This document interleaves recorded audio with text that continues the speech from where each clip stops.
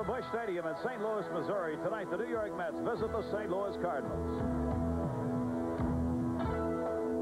Mets Baseball 96 is brought to you by your New York, New Jersey, Connecticut Nissan dealer. Nissan, it's time to expect more from a car. By Budweiser, official sponsor of the 1996 U.S. Olympic team. This Bud's for you. By Pizza Hut, proud sponsor of the New York Mets. You'll love the stuff we're made of. And by your Tri-State Jeep and Eagle dealers. Starting pitchers in tonight's game, it'll be Alan Bennis, the 24-year-old rookie right-hander, 5-4 on the season for the Cardinals. And for the Mets, looking for his 7th win, right-hander Bobby Jones. Welcome to Mets Baseball. Tonight, the Mets against the St. Louis Cardinals in the 3rd game of this 4-game series. I'm Ralph Kiner, along with Gary Thorne, also Tim McCarver. And for the Mets, thank God it's not Friday, because yesterday on Friday they got clobbered by the St. Louis Cardinals, and Friday has not been a good day for the Mets. To say the least, Ralph. In fact, Dallas Green said he's going to put up a sign now on all Friday scorecards. It's not Friday, it's Thursday again. Look at this. The Mets on Fridays 1-9 this season, and in the last 4 Fridays, they've been outscored 48-10. Bobby Jones has got the only win during this time span on Fridays against the Cubs. The earned run average is almost 8 runs a game against the Mets on Fridays, and all 3 grand slams that have been hit against the Mets this season, you got it, have been hit on Fridays. Folks, it's Saturday night in St. Louis. Saturday night live here in St. Louis. The Mets against the Cardinals, and we'll be back with the start of the ball game right after this message from Sony. The starting pitcher for the St. Louis Cardinals, Alan Bennis, with a record of 5-4. He's appeared against the Mets twice in his major league career. A no decision the first time, and also a loss to the New York Mets. So he comes in looking for a win here in his 3rd appearance. The Mets lineup is brought to you by your Tri-State Quality Ford dealer. For the New York Mets, Dallas Green will have Lance Johnson leading off in center field. Jose Vizcaino at second base, batting second. Bernard Gilkey, the former Cardinal, in left third. Todd Hundley doing the catching 4th. Jeff Kent at third base will bat 5th. Rico Brogna at first base 6th. It'll be Butch Husky in right field 7th. Ray Ordonez, the shortstop, and batting 9th, the pitcher Bobby Jones. Mets have played the Cardinals 7 games. They have won 4 of the 7, and the defense for the St. Louis Cardinals, Gannon left, Langford in center, Jordan in right, the infield, Gaetti at third, Clayton at short, Bell at second, Mabry is at first, and the catcher, the veteran Pagnozzi. Mets with a record of 29-36. The Cardinals have won 31 and lost 34, and the Mets in a tie for 4th place with the Philadelphia Phillies, 12 games back of Atlanta. And there is the first pitch of the ball game. It's hit out to fairly deep right field, and Lance Johnson, who was batting .318, flies out right on his first pitch. The umpires for the game tonight: Paul Runge behind home plate, Joe West, the umpire at first base, Rich Riker, the umpire at second, and the umpire at third, Jeff Kellogg. So 1 pitch and 1 away, and that'll bring up Jose Vizcaino. Jose hitting .335, 1 home run, 15 runs batted in. He's 7th in the National League in hitting. Jose in the series without a base hit. We see, Ralph, while we talk about Lance Johnson leading off, not drawing many walks, something leadoff batters generally do. That's the primary reason he doesn't. He's such a first ball hitter. He doesn't take many pitches. He is 2nd in the National League in base hits with 89. Last year with the White Sox, he led the American League in base hits with 186. But now back to Jose Vizcaino with a count of 1 ball and 1 strike. And the breaking ball for ball 2. 2 balls and 1 strike is Pagnozzi. Does a one-hand job on the pitch in the dirt. Jose 0 for 5 in this series. And he lines it to left field. It'll be a base hit. Ganover to cut it off on the bounce. And the Mets have the first hit of the ball game with Vizcaino on at first base and 1 away. They have gotten the advantage of Ron Gant getting back in just his 2nd game with that hamstring that he doesn't want to test unless he absolutely has to. Was very deep on Vizcaino in the opposite field that time. Vizcaino will rarely drive the ball back to the warning track in left field when he's batting that way, and as a result, Gant had to play that on a hop. And that'll bring up Bernard Gilkey, who also has gone hitless in this series against his former teammates. 0 for 7 in the series, still hitting over 300. He's hitting at .305, and he takes ball 1. Gilkey with 13 home runs, 82 runs batted in. Make that 52 runs batted in. And the pitch back is on the outside corner, called strike, 1 ball and 1 strike. Cardinals start their action in second place, a game behind Houston. Houston, though, winning today, so they have dropped to a game and a half behind. And that ball just off the plate, so they count 2 balls and 1 strike. Craig Biggio with a couple of home runs in that ball game, 9 on the season now, in Houston's 4-3 win over the Giants today. Houston now with a .500 record. They're 34-34 in the Central Division. And the fastball fouled back against the screen. The count stays at 2 balls and 2 strikes.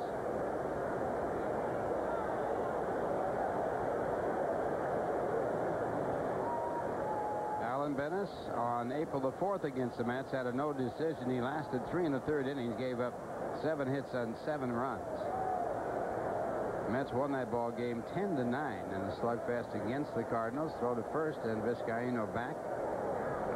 In his other appearance against the Mets, it was in April on the 25th. He was the losing pitcher, working 6 innings, giving up 8 hits, 7 runs. And the Mets won that ball game by a score of 9-3. And this ball fouled back into the stands, and the count stays at 2-2. We have an excellent crowd on hand here at Busch Memorial Stadium. Beautiful night, 89 degrees as it was last night. A little less humid tonight. Thunderstorms rolled through much earlier today, and not very much rain at all. Just a gorgeous night here in St. Louis. And of course, this field going from artificial turf to natural grass, and it has been certainly beautified by that move. And this ball hit out to left field, right to Gant, who backpedals into the catch, and that's 2 men away. Vizcaíno holding at first base. So you figure this team's going to know Bernard Gilkey, the Cardinals, pretty well after all the years he put in here and the weaknesses and strength of Bernard Gilkey. So the 0 for Ralph has mentioned.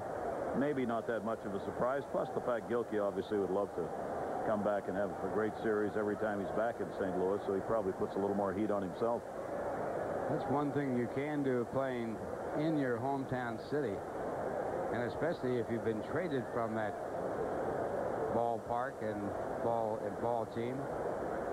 Now it's a hot batter for the Mets. Todd Huntley hitting at .280 for the year, but with 18 home runs, a career high, 54 runs batted in, a career high.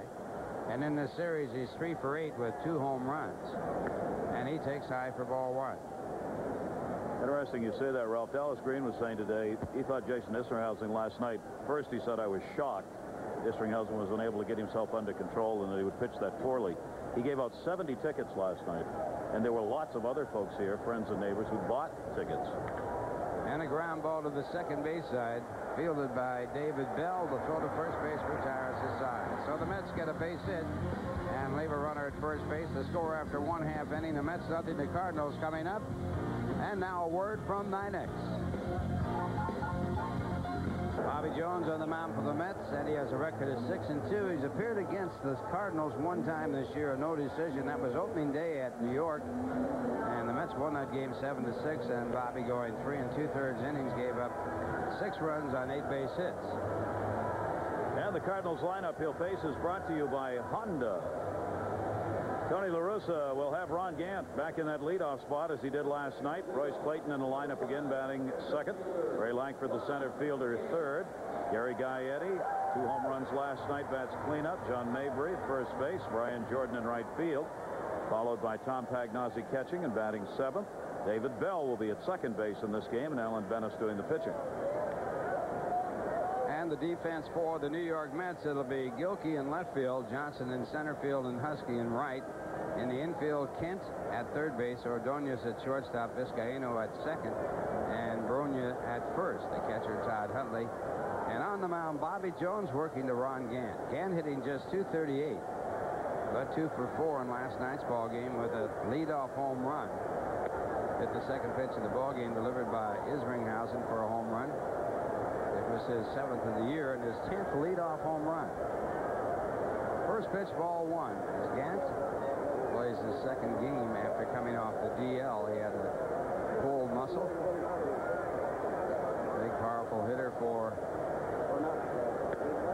the St. Louis Cardinals, and that pitch is strike, and that's 1 ball and 1 strike. And against the Mets with a lifetime average of 282 with 13 home runs. Batting in that leadoff spot, he has hit in the leadoff position before as he grounds this one down to Kent at third base. Throw over to first base for the out. So 1 away for Bobby Jones, and he'll work to the shortstop, Royce Clayton. Ron Gant won't stay in that leadoff spot, Tony La Russa said, but he wants to get him some at-bats here in just his second game back. Let him see some fastballs early on in a game, and then once he's back into it, he'll move down in the order. Clayton playing shortstop in this ball game. Last night, Ozzie Smith played the shortstop position.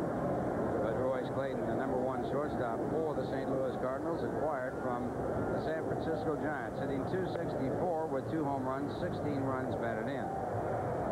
And he has 11 infield hits, and 5 of them have been bunts. So you have to look for that bunt for the base hit from Clayton, who leads the club in stolen bases with 14. Goes after the high fastball, 1 ball and 1 strike. Jones with a lifetime record against the Cardinals of 1-1. He has pitched some good games against the St. Louis Cardinals. He pitched a shutout against him, his first shutout in his major league career. And this one hit by Kent at third, and it'll be at least a base hit. Over there is Gilkey, and Gilkey goes to second with the throw. It's in time, but Clayton in with a double. Good accurate throw by Gilkey, who has 10 assists already this year, but Clayton ends up with a 2-base hit. Clayton has had good numbers lifetime against Bobby Jones, 9 for 24 now. That went into the corner. Gilkey played it well, came up strong, made a good throw. Vizcaino not able to get back to swipe the bag in time, though. Clayton's got good speed. His 12th 2-base hit, and that puts a runner in scoring position for Ray Langford. Ray batting .276 with 12 home runs, 40 runs batted in. He was the only player in the lineup who did not have a base hit in last night's ball game. He was 0 for 4, and he takes the first pitch for ball 1.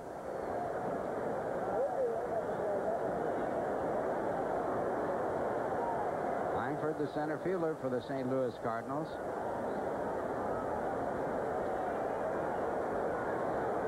And a fake on a throw to second, no one covering.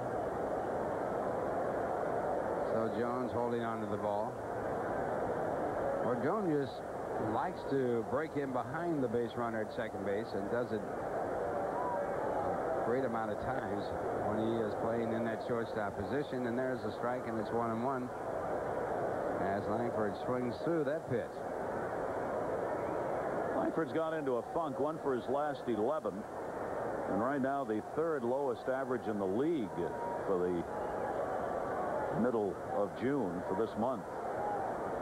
He has been their leader all season long offensively in about every category, but he's hit one of those troughs right now. Cardinals as a team hitting .269. They're 5th in the National League in hitting, and they're 13th in home runs with 52. And that pitch is on the inside corner. 1 ball and 2 strikes. Paul Runge, the home plate umpire, former professional baseball player, never made it to the major leagues, and his father, Ed Runge, an outstanding umpire in the American League for many, many years. Ed makes his home in San Diego. 1 ball, 2 strikes. And it's hit high in the air to shallow center field. Coming up in the ball is Johnson. And Lance makes the catch for the out. Clayton goes back to the bag at second. Talking about Runge, the home plate umpire, talking to the managers tonight, both down the screen and on the other side, Tony La Russa. Generally, Runge is credited with being the best ball strike umpire in the National League. They say he's got a real good sense, consistent sense of the strike zone. And pitchers generally like working with him behind the plate. Can be a little tougher on hitters, though. He tends to catch the corners and call them. Consistency, of course, the key word there. You like to have that umpire call every pitch where it is. And that first pitch to Gary Gaetti, taken for ball 1. Gaetti with a grand slam home run in last night's ball game, his 9th of the year, 9th in his career. Eddie Murray leads the active players with 17, then Harold Beams and Danny Tartable. And that pitch is strike, so it's 1-1. Gaetti at 276, 7 home runs, 22 runs batted in. Lou Gehrig with the all-time high for Grand Slam home runs, 23. The 1-1 pitch, sliced back into the stands, foul, 1 ball, 2 strikes. Eddie Murray, of course, still playing. He's with the Cleveland Indians, 17 Grand Slam home runs. And he certainly is a candidate for the Hall of Fame.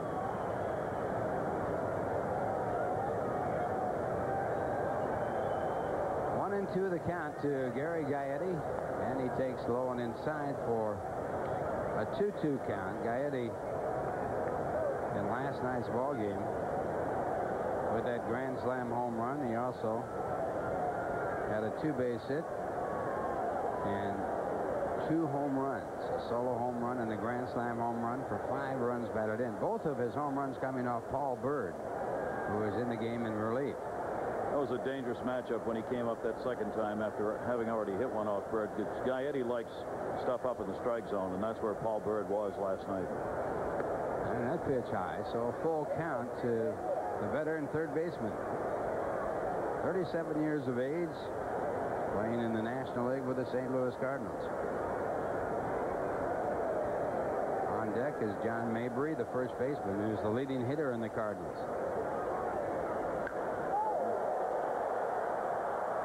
Just a long strike as he gets the crowd's attention. The ball pulled foul by about 150 feet. Don't hang it. Don't get up in the strike zone on Gary Gaetti with anything. He's a very smart hitter, a veteran. When you get one up there like that, you will pay for it dearly. Fastball or off-speed pitch. That was a high slider just up there saying, hit me, hit me. Hollering out. So again, the 3-2 delivery by Bobby Jones. And it's a fastball this time and fouled straight back. Gaetti's a real pickup for this team. To be able to have a third baseman of this caliber with this kind of bat and power, and a veteran as well, in a hole the Cardinals were concerned about taking care of. Major acquisition in Gary Gaetti. Last year with Kansas City, hit 35 home runs and drove in 96. Again, the 3-2 pitch, and it's looped into right center field and a score run. A base hit to right. Husky fields it, throws it into second base, and the Cardinals take the early lead, scoring a run here in the first and lead 1-0. Well, that's how much faith Tony La Russa has in Gaetti. To have Gary Gaetti hitting in that cleanup spot. He's now 10 for his last 18. He's hot. And this one he just muscles. Bobby Jones had gotten away with a couple up high in the zone, got that one more inside and further down. But Gaetti stepped away, able to get enough of the barrel of the bat to take it the other way. And that'll bring up John Mabry. Mabry hitting at .338 with 4 home runs and 28 runs batted in. He's tied for 4th in the National League. And this ball hit the deep left center field. Johnson to the edge of the warning track, and he makes the play, and that will end the inning. But a run for the Cardinals, and the score at the end of 1. The Cardinals won, the Mets nothing. Here's a word from Powerade. Cardinals lead 1-0 as the Mets bat here in the top of the second inning. It'll be Jeff Kent to lead it off. Kent, the third baseman for the New York Mets, hitting .278. 6 home runs, 27 runs batted in. He's had a good series against the Cardinals. 3 for 7 with a home run. Talking about Gaetti coming from Kansas City, Ralph. We both were talking about Gene Mock, who's here for a charity golf tournament. Mike Shannon of the Cardinals broadcast crew is running. Great to see Gene today. One of the things he was saying, though, he couldn't understand why the Kansas City team was dismantled. And the first pitch to Kent popped up in foul territory, and it will be out of play. He was there, of course, as a coach. And they had a pretty good ball club last year. Mike Shannon's running a golf tournament here. He's got a lot of stars on hand, some great prizes. He gives out a $1 million hole-in-one. Yeah, but you ought to see where they put the hole. On another course. That's right. They don't even play that course. You got a bank to sponsor that, of course, with insurance just in case it happens. But he's got a lot of folks in town for the weekend for it.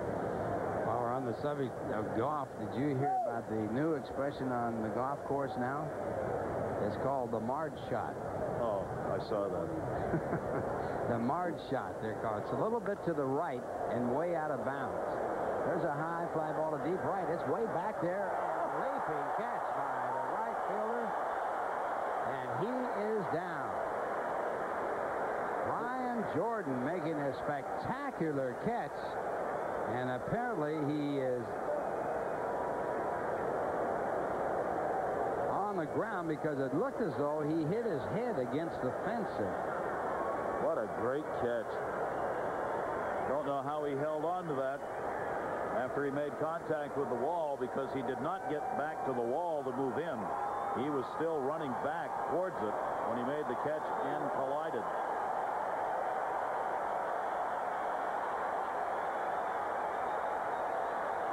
Well, he gets up smiling, so apparently he is all right. But what a catch to rob Kent of at least a two-base hit. Former football player, so he's used to taking some shots, but this is right up there with him. He's off his feet in the air, got turned around so that the neck high back area is what he ended up colliding the wall with. Now he turns his head back the other way. Ooch.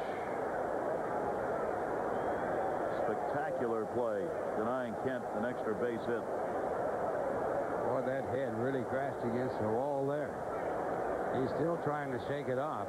Get that whiplash effect on that. Give you a real good burner. And he gets a hand as he is going to stay in the ballgame. And that was about as good as you can do. Number 26, first baseman, Rico Roman. So one away on the spectacular play, and the batter for the Mets will be Rico Brogna. Rico 2 for 8 in the series, hitting .263 for the year with 7 home runs, 29 runs batted in. Johnson thought he'd left all that in the defensive backfield of football. That's the kind of shot you take when you're going up and collide with a receiver. Gave up professional football to sign a long-term contract with the St. Louis Cardinals. And the first pitch to Brogna, taken over the outside corner, called strike.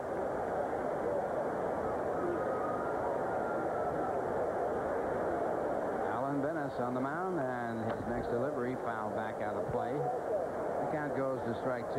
He and his brother Andy together here in the St. Louis Cardinals. Boy, has he rocketed through the organization. 21-5 over the last 2 years in the minors with a 2.3 earned run average. He went from A ball to AAA in 1 year. And there's a ball. It's 1 ball and 2 strikes.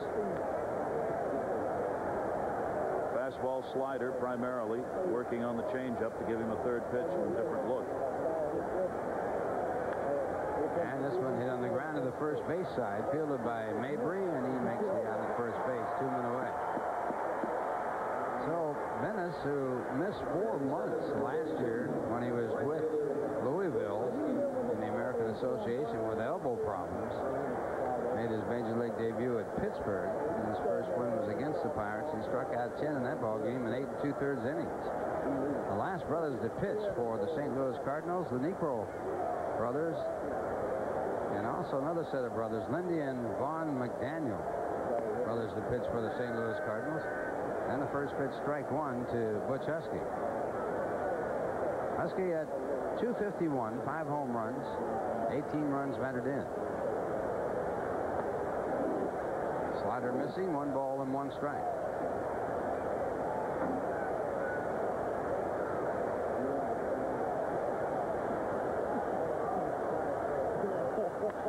Up the middle, and Husky has a base hit. So the Mets have their second hit in this game, and now have a runner on at first base with 2 men out for Ray Ordonez.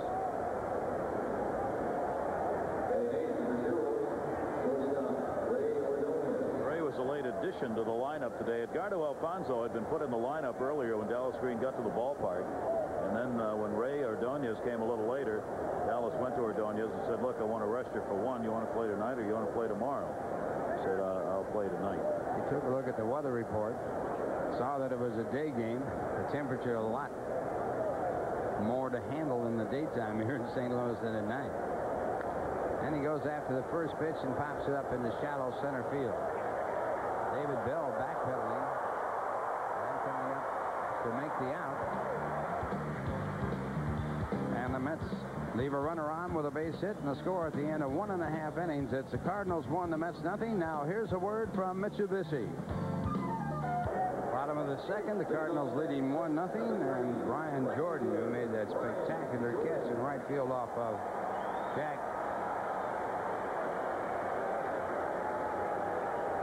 Jeff Kent, and he will be leading off here in the second for the Cardinals. Jordan hitting at .266, 5 home runs, 27 runs batted in.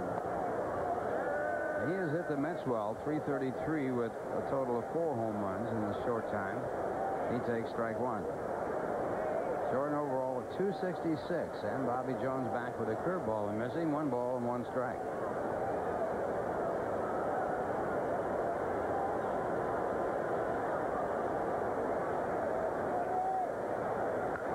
Hit hard to third off of the glove for a base hit and into left field. So Jordan leads off here in the second with a hard smash base hit to left field.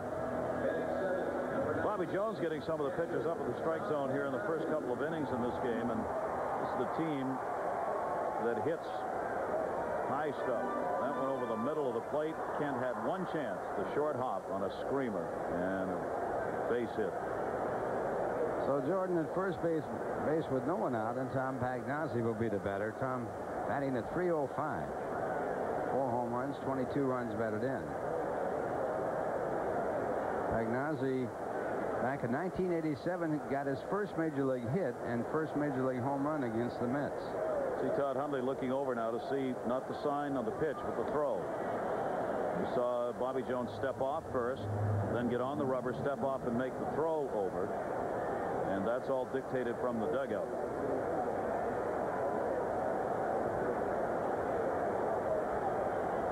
And the pitch to Pagnozzi in there for a called strike.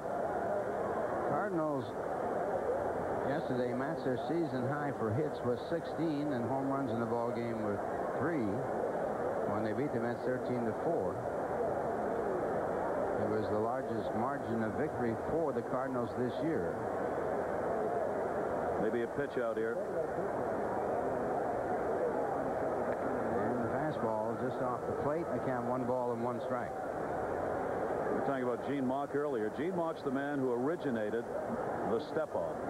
He was the first guy to start doing that, making that call. Bobby Wine is the man who makes these calls for Todd Hundley. Bobby's so great at picking up signs, especially when a guy may be stealing. And they do call for the pitch out, but nothing on. The battle of Tony La Russa and Bobby Wine right here.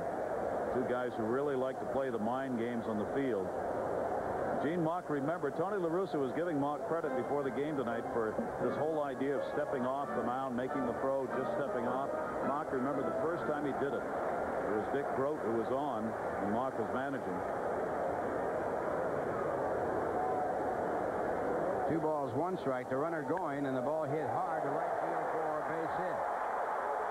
So the hit and run on the 2-1 count.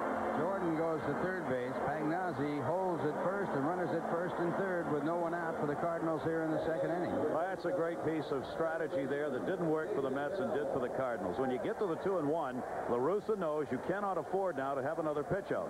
It's a perfect hit and run situation. He's got a speedster on. He gets a great pitch for the hit and run because it's on the outside part of the plate, and he's got Pagnozzi who can wield the bat pretty well. So La Russa played that perfectly, won that confrontation of the intelligentsia right on the hit and run. And now it will be David Bell as a batter, hitting 8th in the batting order. Bell hitting .211. 1 home run, 3 runs batted in. Mets are set back for the double play. La Russa likes to use the squeeze play. The pitcher is due up next.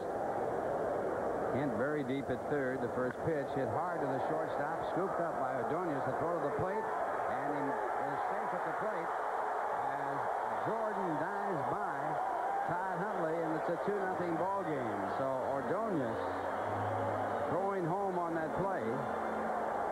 And when you're a runner at third base, you are supposed to break for home to draw the throw home so they won't get the double play. He double clutched on this play. And he also surprises everybody by doing this. He is not in. He's not positioned to make a throw to the plate initially. That's a long throw from short to go for the base runner. He looked up and I think was surprised to see Jordan running, because he was going to hold the runner and then make a play at first. When he saw him going, decided to take the chance and made another strong throw to the plate. Yeah, the sure double play. The ball was hit that hard. And he fell for the trap with a runner coming in from third to break up the chance for the double play. Oh, a 2-0 ball game, and the batter is Alan Bennett. It's a tough play for Jones. He slips but straightens up and gets back in shape to make the throw to first base in time. Pretty good-sized divot dug up by Jones as he almost fell down going after that ball. The new grass here is very, very short. The roots on it are not very long, primarily because it's new, but also because they've made it a fast infield. So you don't get very good footing when you're making that kind of a play. You saw it come right up and almost cost him any chance at all. And he's doing a little groundwork there right now. And La Russa crosses him up again, Ralph. They had first and third charging, and he gave Bennis the green light. The Mets thought there was going to be a bunt on. He was trying to just get a butcher boy chop to get by Jeff Kent at third, but didn't get enough of it. Bennis with only 2 hits and 25 at-bats. His first major league hit came against the Mets. He doubled in that ball game for his first major league hit and picked up another one later. That double was off of Mark Clark back on April 25th. He had been 0 for 13. So runners now at second and third. 1 man out, and Ron Gant batting for the second time. Gant rounded out the third his first time up. 2-0 Cardinals. Bottom of the second inning. Let's have the infield in at first and second, back at short and third. And the breaking ball, ball 1. Another thing on that play at the plate by Ordonez, Todd Hundley, I think, is going to have to get used to getting up there and standing in the line when anything is hit to short and there's a runner at third, no matter what. Because Ordonez surprised him the other night on that great play he made at the plate on a force play. He wasn't expecting the throw. And I don't think he was expecting it there. Maybe shouldn't have been. And the count now, 1 ball and 1 strike to Gant. And at 2:36.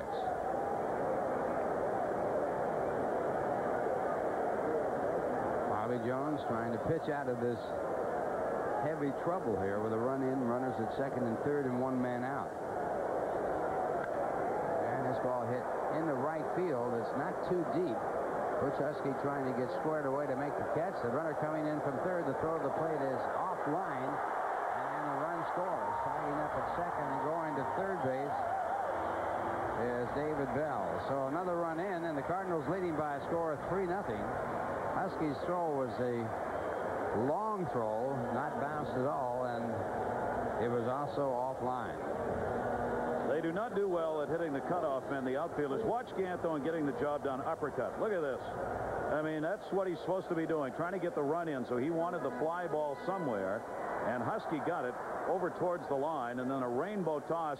The attempt on the swipe tag by Hundley before he had control of the ball. So a runner at third base with 2 men out, and the batter is Royce Clayton, who singled, make that double his first time up, and he takes the first pitch for strike 1.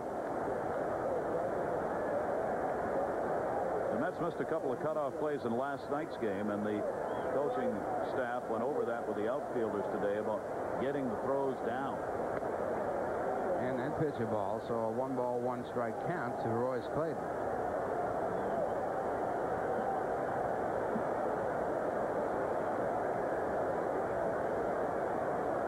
Bobby Jones came into this game with an earned run average of 4.50. He's been reached for 3 runs so far, and he misses again with a slider, and it's 2 balls and 1 strike.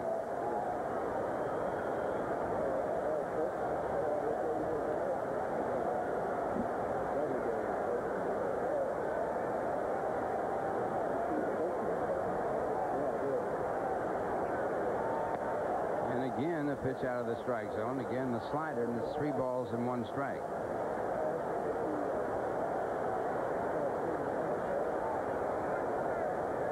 Clayton last year for the Giants hit .244 with 5 home runs and 58 runs batted in.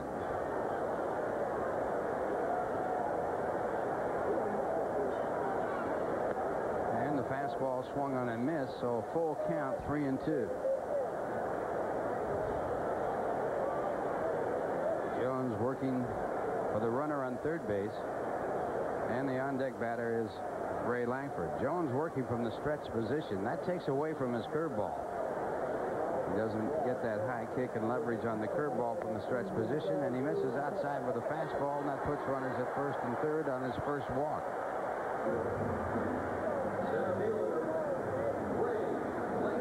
And the walk brings up Ray Langford, who flied to center field his first time up. Well, it's going to be interesting again. Langford's not been hitting the ball. He's in a slump. You're going to hold the runner, big hole for a left-handed hitter. Do you send a fast Clayton to try and create something? Clayton leads the club in stolen bases with 14, and Bobby Jones trying to fake him off at first base by the move to third first.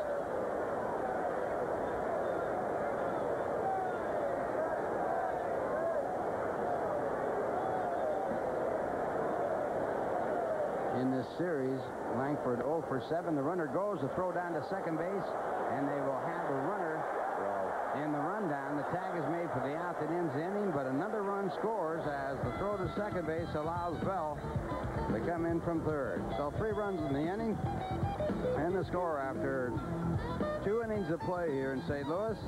It is the St. Louis Cardinals 4, the Mets nothing. Here's a word from the United States Post Office. You take a look at this. This is typical of Tony La Russa. He's going to surrender the out to get the run. Langford is not hitting well anyway. Todd Hundley throws through. Ordonez does not come up to make the cut if the runner goes, and then just, I'm not sure if he realized or not what was going on. And Todd Hundley, in that situation, you're either going to fake the throw. And that play was just a trick by Houdini. A backhand grab behind his back on a hard smash through the middle. And they get the out as Bobby Jones is robbed of a base hit. How did he make that play? This is Bob Cousy in baseball, behind the back. Hard smash through the middle, and he caught the ball behind his back. And that made it look easy. So 1 away here in the top of the third. The Cardinals leading 4-0, and Johnson goes after the first pitch for the second time. It's way back. Is it going to be fair? It is, and it's gone. Goodbye. Lance Johnson hitting the first pitch his first time up, flied out to deep right field, and then in this at bat, his first pitch he puts out of the ballpark in deeper right field. The Mets get on the scoreboard. That was a home run hitter's home run. That was a towering shot down the right field line by Lance Johnson. Just his second home run of the season. Dennis just made this too fat. Got it right there in the wheelhouse. Lance does not hit a lot of them, but put one there, and he shows you the power he's got. That is the 11th home run given up by Bennett, and it brings up Jose Vizcaíno. He takes the first pitch for ball 1.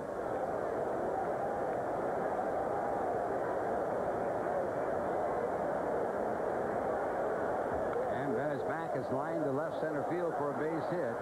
Vizcaíno had singled his first time up. He makes a wide turn at first but holds, and the Mets now have a runner at first. And the batter coming up, Bernard Gilkey.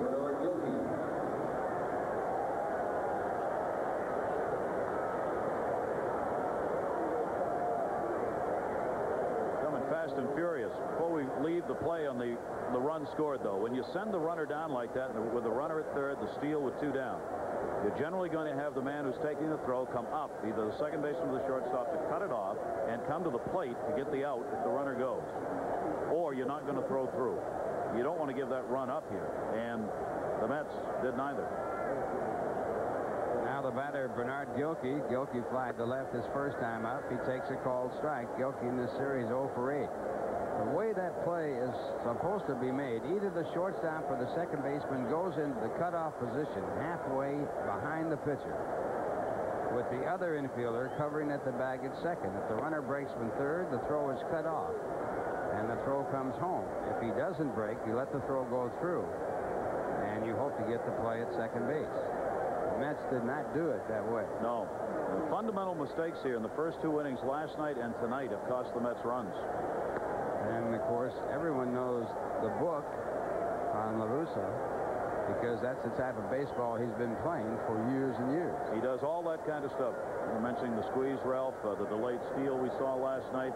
He'll hit and runs in unusual situations. He'll do all of that. He's not an orthodox manager. 2 balls, 1 strike to Gilkey. The runner goes. The throw is down to the second base in time. Short hop. And the out is made as Vizcaino is thrown out on what probably was a hit-and-run play. And the Mets cannot execute, at least so far in this game. Now, Gilkey's got a pitch here. Can he swing to protect? Probably yes, but lets it go. Almost have to go after that, either to miss it and protect the runner or at least try and put it on the ground somewhere. I would have to guess that he missed the sign, and now a big swing and a miss, and the count 3-2. That's trailing by 3. And not likely to be putting on a straight steal in that spot. Here's the 3-2 pitch, and it's popped up back into the stands out of play.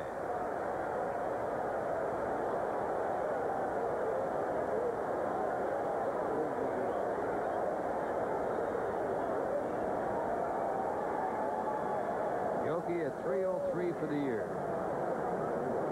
And a 3-2 pitch hit the deep center field. It's way back. Langford back to the warning track. He's there, and he makes the catch. That retires the side. But the Mets get 1 on the home run by Lance Johnson. The score at the end of 2.5 innings. The Cardinals 4, the Mets 1. And here's a word from your local Honda dealer. Bottom of the third, the Mets trailing by a score of 4-1. And Mets fans, this break in the action is brought to you by Budweiser. Now's the time to enjoy that crisp, clean Budweiser taste. This Bud's for you. Bobby Jones on the mound for the Mets. He has given up 4 runs. He has allowed 4 base hits.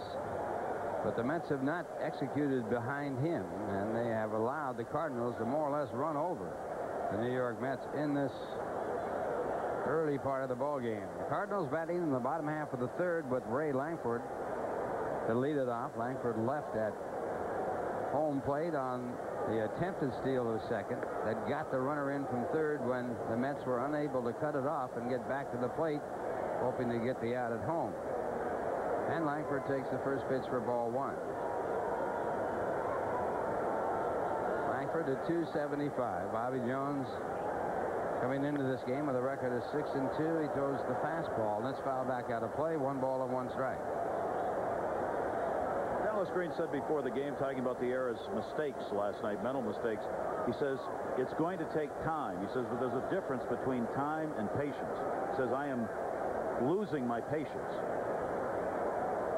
And his pitch high. I'll give him time to develop, time to grow, but he says patience with mistakes like this, that's a different story. Well, the Mets are making more mistakes with a longer amount of time to eliminate the mistakes. Yeah, I mean, they should be. You got to see the improvements coming here, and it's not that they haven't been talked to.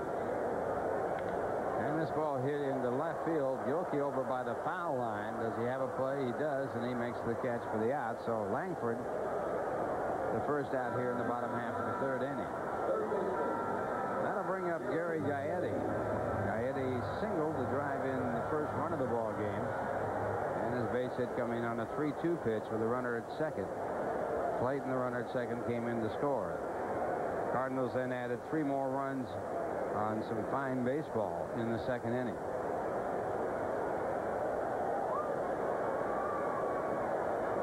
And the pitch hit on the ground down to Kent. He makes a good play to come up with the ball. Throws to first. Bronya, does he stay in the bag? He does. And they get a quick out. So Kent making a good play at third. And then Bronya is saving him with a good play at first. That's the way Jeff likes to make that play at third in the hole. Usually will dive to get it. He gets up, though, in a hurry. Tough play for Rico with a base runner coming at him to cross over into the baseline and still hold the bag while the runner goes by. You get your foot injured on those kind of plays, so he got it off as quick as he could.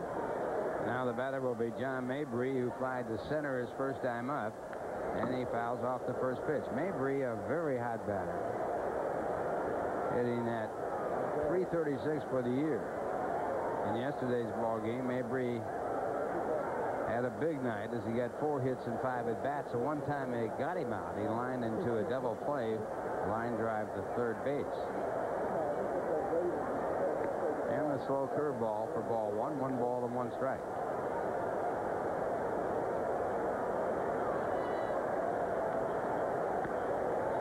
And that's ball 2. 2-1.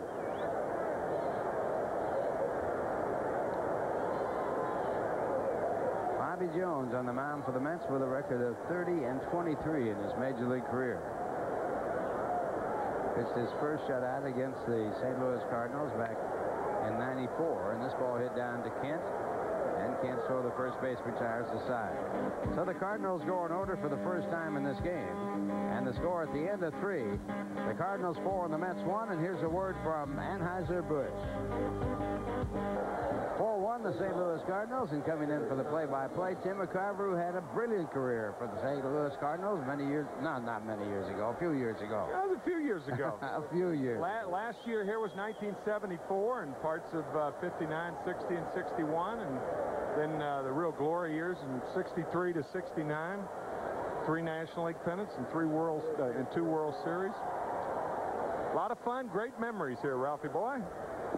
Todd Hundley leads it off in the 4th inning in a game that is not a game that can be characterized as being traditionally played. The Mets have made myriad errors in this game, even though no errors are shown on the scoreboard.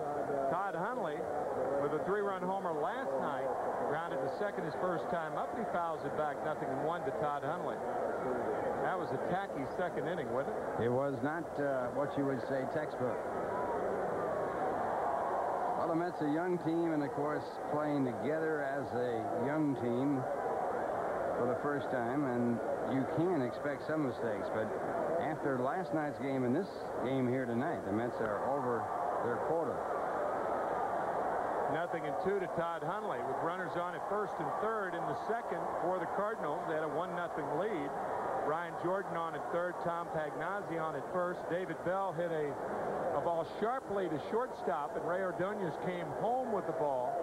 When you're playing a team in double play depth early in the game, you have to take the double play. Take what they give you. Now, he fell for the trap because the runner third broke home, and he followed him in and lost the double play and didn't get the out at home. And that led to 2 more runs on the sacrifice fly by Ron Gant, and then Todd Hundley didn't look the runner back at 3rd when he was throwing through. And as Gary and you were saying, Ray Ordonez didn't even appear to think that there was a runner on at 3rd base. He did not come in to cut the throw off, to cut off that run, so they stole that run on the 3rd out as the runner was out, running to 2nd and trapped in the rundown play. But it gave the Cardinals the extra run. Take a look at our National League scoreboard. The Padres over the Cubs to break an 8-game losing streak. The Padres still 1 up on the Dodgers, and the backup slider gets Todd Hundley. Expos over the Reds. If the Expos win, they will move to within 3 of the Atlanta Braves, who lost to the Dodgers. Rockies over the Phillies at Coors Field in Denver. And our Toyota American League scoreboard. The Indians all over the Yankees. And the Rangers, what a story they are. The Rangers and the White Sox in the American League this year. Really total surprises and playing outstanding ball. Jeff Kent takes a fastball from Bennis outside and low, ball 1. Jeff hit a ball to deep right his first time up, and it was tracked down by Brian Jordan, who crashed into the wall like he were crashing into an outside receiver. Change up, 1-1 to Kent. He really hit his head against the wall after he made the catch, a brilliant catch. He hit the wall so hard, part of it lodged in his left ear. Oh, no, that was an ear ring. It is kind of dangerous, though. I mean, if you go into a wall hard, you've got an ear ring in your ear. I've always thought it was extremely dangerous to wear them at the plate. Yeah. You know, it's fashionable and all that sort of stuff, and guys can do what they want. We saw a catcher, get hit in the ear with a ball in the dirt a couple of weeks ago when Gary and I were doing the game. 3 balls and a strike to Jeff Kent. I guess the only catcher that wears an earring. Benito Santiago of the Philadelphia Phillies. I can't think of the only one that I've seen. Most catchers are not fashionably inclined along those lines. 3-2 to Kent.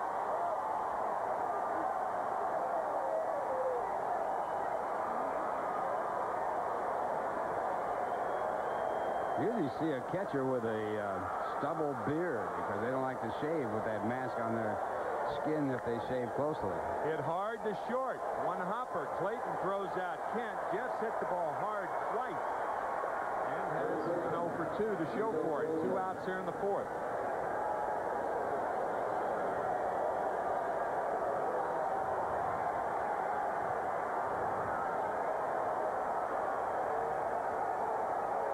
Todd Hundley, that's about as clean shaven as you'll see him. Tom Pagnozzi wearing that mask that's up right now, but there's a piece of foam lining that protects the face from the iron, and it takes some of the blow as Rico Brogna takes outside on the corner a strike. Nothing one to Rico.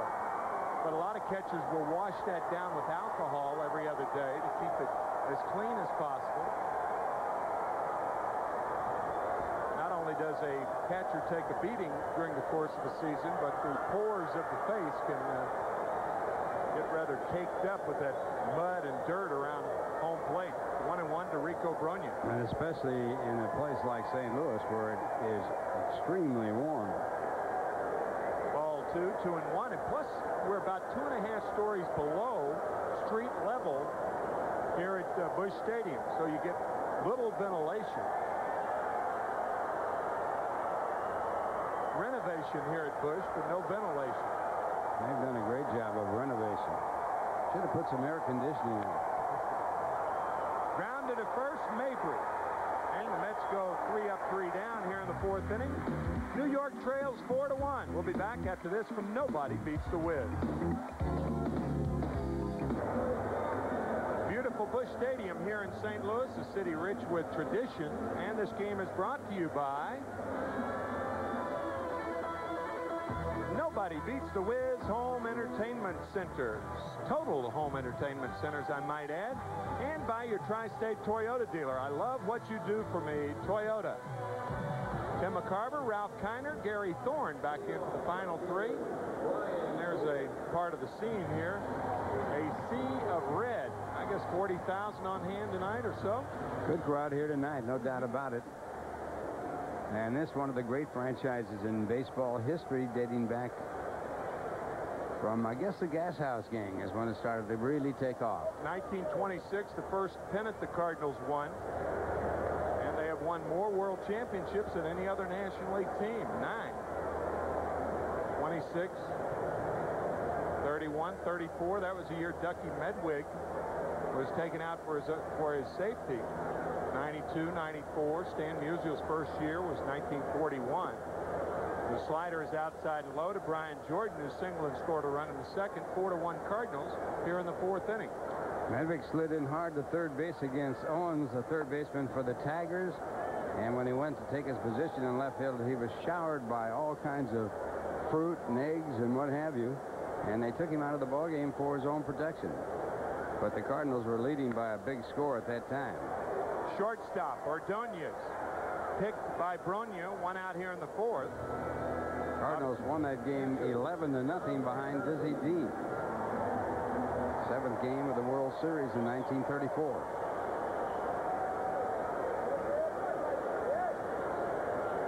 Cardinals also won the World Championship in 1982. They won the National League pennant in 85, lost to Kansas City after being up 3 games to 1.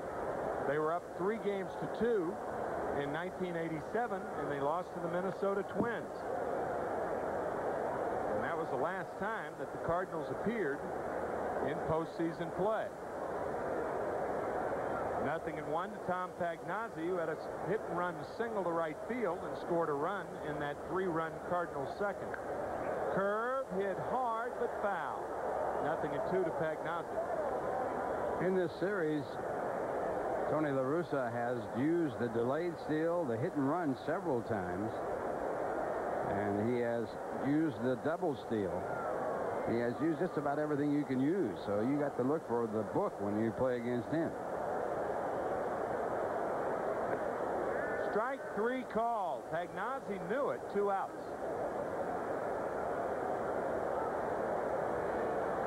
You know, Ralph, you don't get a reputation as a smart manager if you're not aware and tuned in to the changes that take place in baseball. You've got to stay contemporary, not only with the players, but with the moves. Now, Tony La Russa moving to a new league, and his homework is paying off. A ball outside to David Bell. It was interesting in this ball game, in a almost certain situation when the pitcher up and runners at first and second, and a sacrifice in order, he had the pitcher swing away. So he's a man that you really have to stay with and expect everything and anything. 2 balls, 1 strike to David Bell, the third in the line of Bells in the big league. Gus Bell, Buddy Bell, the manager of the Tigers now. 3 generations. Gus passing away early last year. Tap toward third, but foul. 2-2 to David Bell. Gus Bell breaking in with the Pittsburgh Pirates when I was playing with Pittsburgh, and one of the outstanding hitters that came into baseball, a great left-hand batter. He was traded away and then had a very good career and finished it up with the New York Mets in 1962.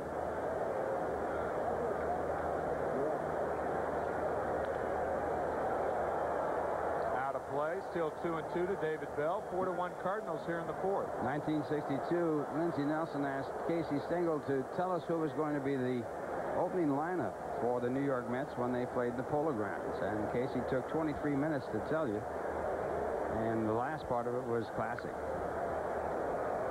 Still 2-2 to Bell. He named all the players around, and then he got to the right field position, and he said, in right field we got a fella. And then he couldn't think of his name, so he continued on and said, he's a great family man, and if he plays right field like he played for the Pittsburgh Pirates and the Cincinnati Reds, he'll ring a bell, and that's his name, Gus Bell. And that's how he ended the overall report of the New York Mets in 1962. He said, you got to start out with a catcher. If you don't, you have a lot of pass balls.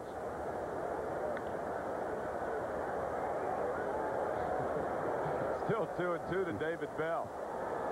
The Mets' #1 draft choice in the expansion draft in 1961 was a catcher,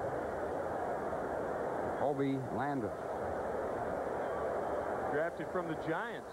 Hobie, a good low ball hitter, traded in the middle of 1962.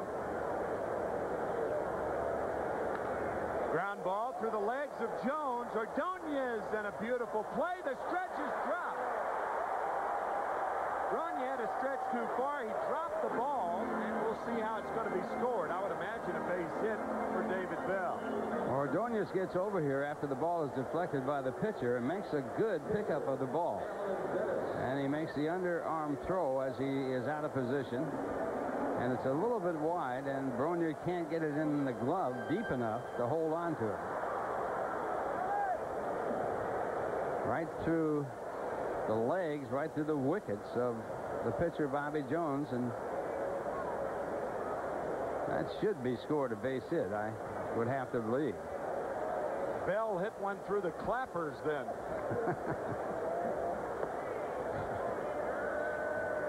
Fastball strike to Alan Bennis. It is being scored as a base hit, so Bell gets his first hit.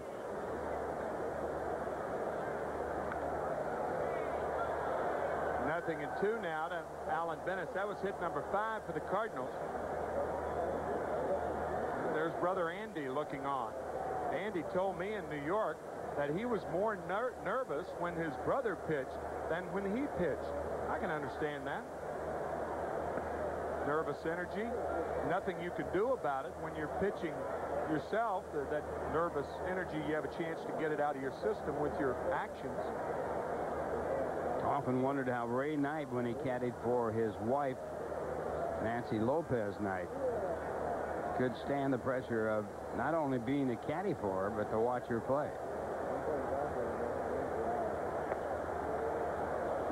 Slider. Bennis thought he was out, and he's the only one who thought he was out. Joe West, the first base umpire, says no. Bennis was ready to retreat to the dugout. Yeah, he'd already given up. Let's take a look at it.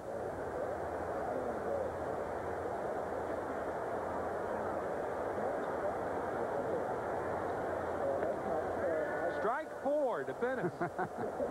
And the Cardinals are out without scoring in the fourth.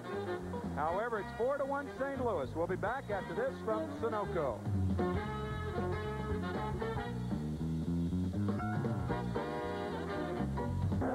You may remember the play with Brian Jordan when he slammed into the right field wall. That play occurred on the long fly ball hit by Jeff Kent in the second inning. Well, Brian Jordan has been spelled by Willie McGee. So Jordan's out of there, McGee's in, and there's a lot more baseball action to come, so don't go away. Sit back, relax, open up an ice-cold, Beechwood-aged Budweiser, because this Bud's for you. Butch Husky single to center his first at bat. Butch entered the game batting .251 with 11 extra base hits.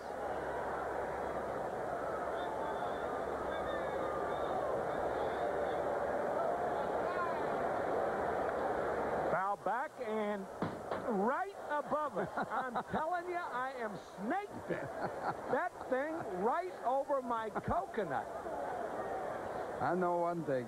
That's as low as I've seen you get in a long time. I think I hurt both knees in the process. That's the third straight game that ball is after me. Was that my imagination? Was that ball close? Went right over the top of you. I'm telling you. Butch has been responsible of that. Here are the seams right in the back. I'm telling you. Oh, boy. One thing about that, you got low bridged, and I mean, you really did. I mean, I went down under the desk. 0-2 to Husky. Another one over our heads this time.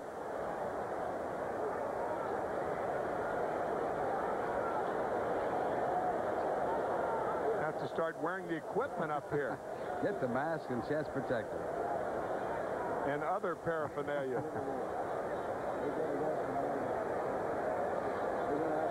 1 ball, 2 strikes to Butch Husky. The Mets trail by 3 here in the 5th inning.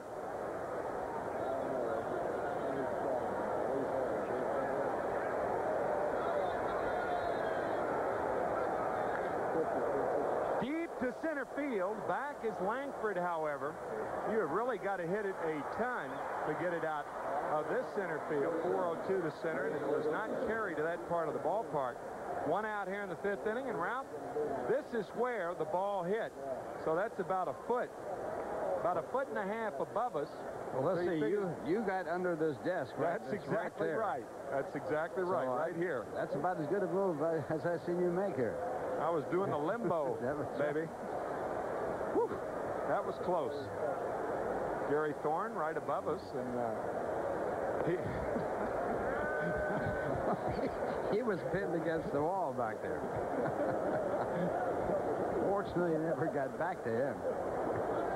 0-1 to Ordonez. Low to Ray. 1-1.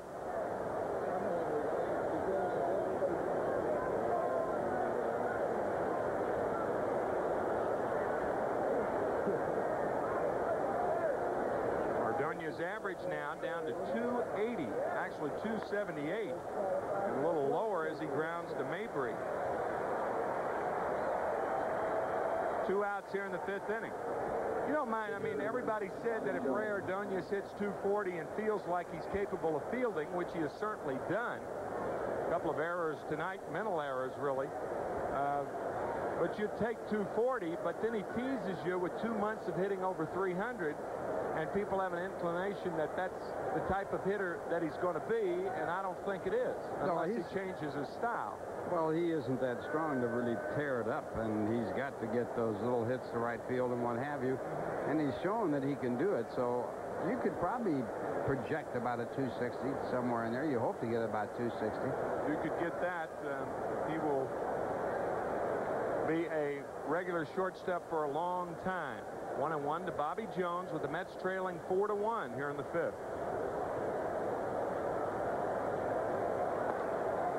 Ball and 2 strikes now to Jones. Only run the Mets have scored, Lance Johnson, his 2nd home run of the year, and his 2nd home run against Alan Bennis this year.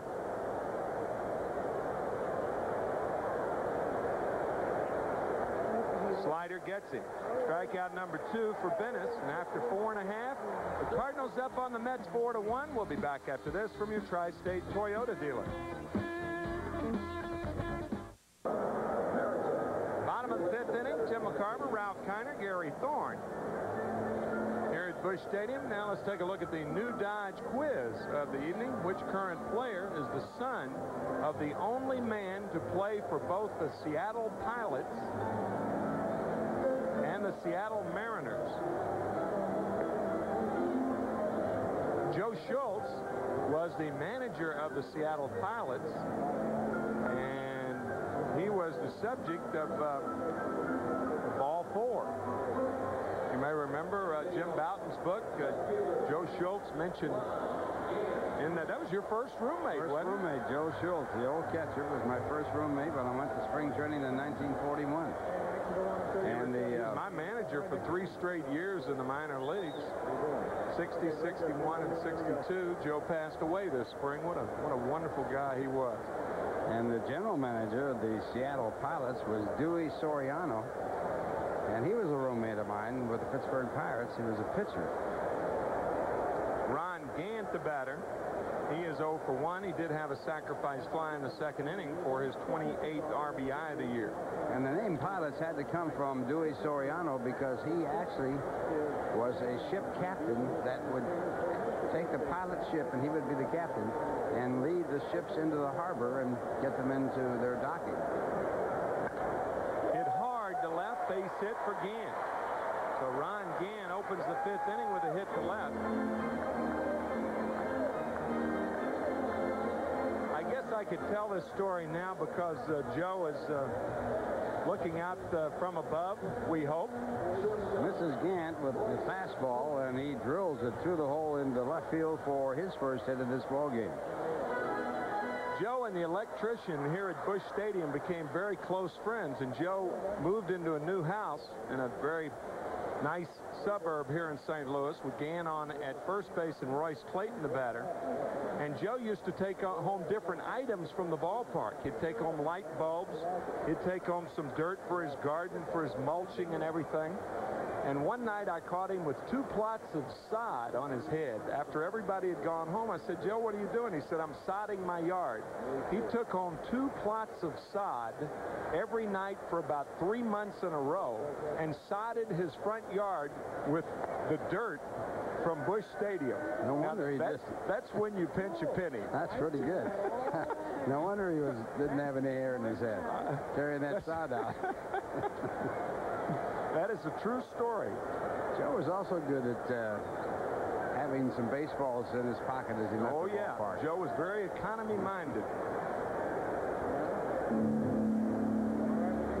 He used to trade baseballs, autograph balls, for different items throughout the league. My favorite was kielbasa from Connie Mack Stadium. Right next to the dugout every night, he'd give 2 free autograph balls for about 5 pounds of kielbasa.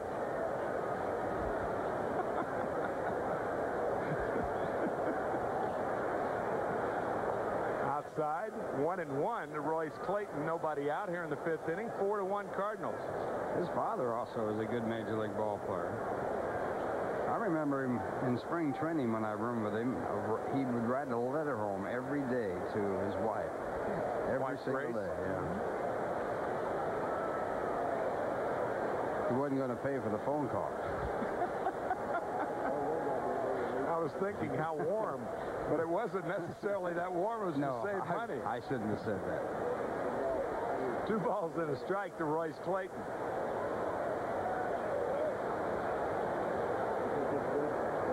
In the minor leagues in 1960, Joe Schultz, the manager of the Memphis Chicks, we played a 3-game series in Nashville and went home and the ballpark had burned down.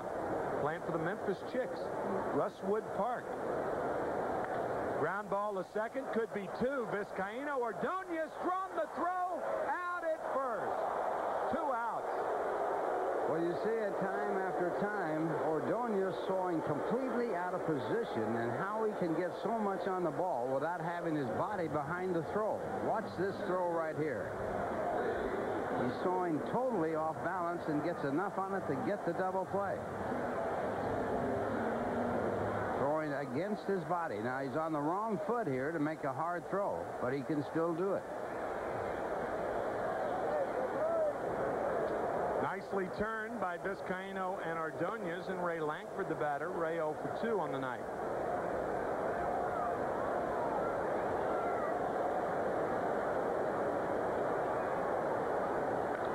Hit deep to right field. If it's fair, it is a home run, but it's foul. About 5 feet. 1-1. Hey, that's a pretty good pick by the left-hander. Nothing to it, huh? Made it look awfully easy. This ball was drilled, and it was not an easy play to catch. This reaches up and plucks it out of the air. Sign that man up, or sign that boy up.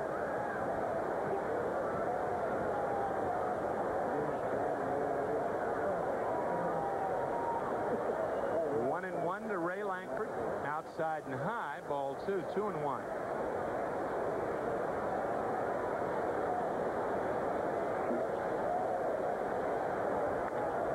This one hit deep to center field.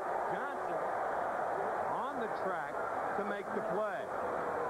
Nicely turned double play by Vizcaino and Ordonez gets the Mets out of trouble in the 5th, but they trail 4-1. We'll be back after this from your Tri-State Lincoln Mercury dealer. Looking for runs. They trail 4-1. Lance Johnson responsible for the only Met run, a solo homer against Alan Venus. Lance's second home run of the year, and he takes strike 1 from Alan Venus. Slider low, 1-1 to Lance Johnson. Venus has retired his last 7 batters. And he's given up just 4 hits in this game. And he hasn't walked a batter.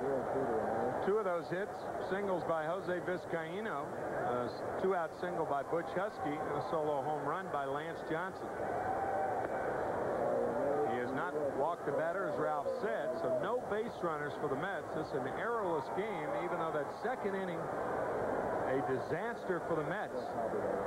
3-1 now to Johnson, and he takes ball 4. So New Yorkers looking to get something going. This is the first time in this game that the Mets have had their leadoff runner on. And that'll bring up Jose Vizcaino, who's 2 for 2. That is only the 12th time that Lance Johnson has walked this year.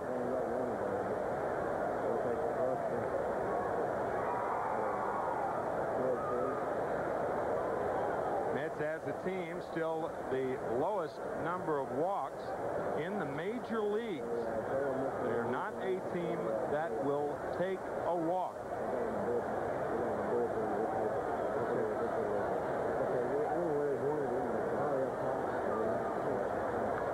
Foul back by Jose, 0-1. Mets have walked 170 times. Give you an idea of how Philadelphia Phillies have walked 86 more times than the Mets have as a team. And here it is, only June. 0-1 to Vizcaino. Now, we talked about it before, Ralph. When you're not walking, then you're not hitting good pitches often enough. I think that's the real inside part of it all, because if you don't get a lot of walks, you're chasing a lot of pitches that the pitcher wants you to hit. You're hitting the pitcher's pitch.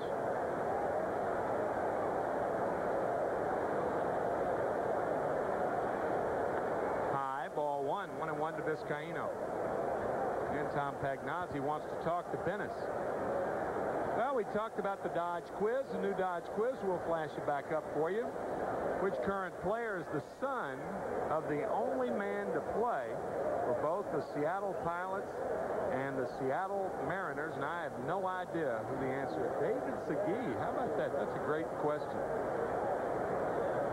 Diego Segui played for both the Pilots and the Mariners. And David doing well with the Montreal Expos, who are beating Cincinnati as we speak. Slider on the outside corner. A ball and 2 strikes now to Vizcaino. We ran into Diego Segui right here in this town. Last year, right.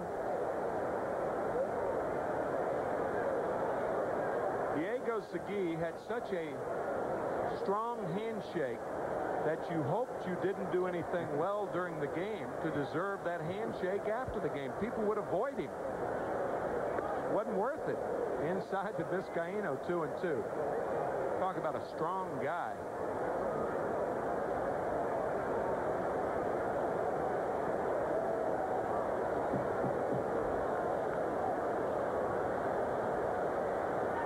Cardinals scored 1 in the first, 3 in the second. The Mets with a solo run in the third. It's 4-1 St. Louis. Pitch out. Can you believe that on a 2-2 no, count? not when you're down by 3. No, I can't. I think that's a bad play, and I think that's one situation Tony La Russa may have outsmarted himself. You're up by 3. You better be sure on that 2-2 pitch. And he's down to a 3-2 count, but you don't see pitch outs on 2-2 counts. Especially when the Mets probably aren't even thinking about running. Now they got the first baseman behind the runner. And there goes Johnson. Tap toward first, and a foul ball. Called by Paul Runge. That was an interesting umpire situation. Joe West behind first. It's not his call until and if the ball goes over the bag. So before it gets to the bag, it's the home plate umpire's call. Still 3-2. So the ball pulled foul, and the home plate umpire making this call as he comes out, checks the line, sees the ball in foul territory, and calling that a foul ball. And again, the first baseman behind the runner first, and here, if the runner goes, you have to have contact by the hitter. Trailing by 3 runs. Johnson running, and this one drilled down the right field line. Fair ball. Johnson's going to come around to score. Vizcaino could go to third. He'll try it. The throw, not in time. 4-2 St. Louis. Vizcaino on at third with nobody out. And what a big base hit by Jose Vizcaino, his 3rd hit in the ballgame. Johnson running on the play, and Vizcaino with the 3-base hit, and the Mets have the tying run coming to the plate as they have bounced back in this ballgame. And again, that 2-2 pitch out set up a predictable pitch situation for Vizcaino, the fastball. And right here, this ball fair by about a foot. Easy for Johnson to score as he was running on the play. Vizcaino goes all the way to third where he can score on an out. And the Mets now in the situation to get back in the ballgame. Johnson after the walk and going from first to third on the 3-base hit by Vizcaino, his 3rd hit of the ballgame. Dave Duncan out to talk to Alan Bennis. Dave Duncan, Tony La Russa's assistant, is pitching coach in Oakland. Dave Duncan, I understand, is the highest paid pitching coach in baseball. He is a good one. He was a catcher during his major league career. That's why he has all the charts in front of him as Bernard Gilkey steps up. 4-2 Cardinal lead. Outside to Gilkey. 1 ball, no strikes with Vizcaino on at third and nobody out. Well, the Mets lead the league in 3-base hits with 20. And Johnson with 10 of those 23 base hits. 1-1 to Gilkey. Jose Vizcaino, Gary Thorne points out, is now 9 for 9 lifetime against Alan Bennis. Not far enough away from Pagnozzi. 2 balls and a strike to Gilkey. 9 for 9. And earlier this year, he hit in 9 at-bats. He was 9 for 9. Just 1 short of the National League record. 9 consecutive base hits. The National League record held by Bip Roberts at 10. Yeah, I said career. Well, his career against Bennis is 1996. It's this year since it's Allen's first year in the big leagues. 2 balls and a strike to Gilkey. Tap, left side. Gaetti looked the runner back. Vizcaino trying to score and make it. Out at home. Called him out. surely did. Vizcaino hesitated at third. He tried to come home after the throw by Gaetti. The throw turned Pagnozzi around, and for that reason, I thought Vizcaino beat the throw. 2 outs on a weird double play. And it came with nobody out.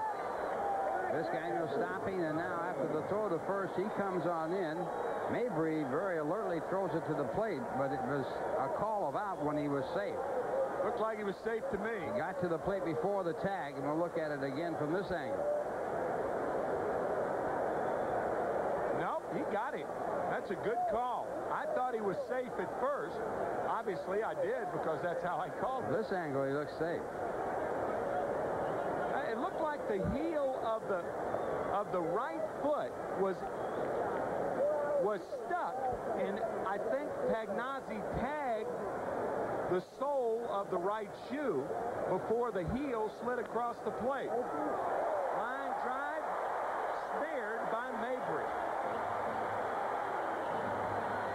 Well, an eventful sixth. The Mets score only 1. They trail 4-2, and we'll be back after this from your Tri-State Toyota dealer.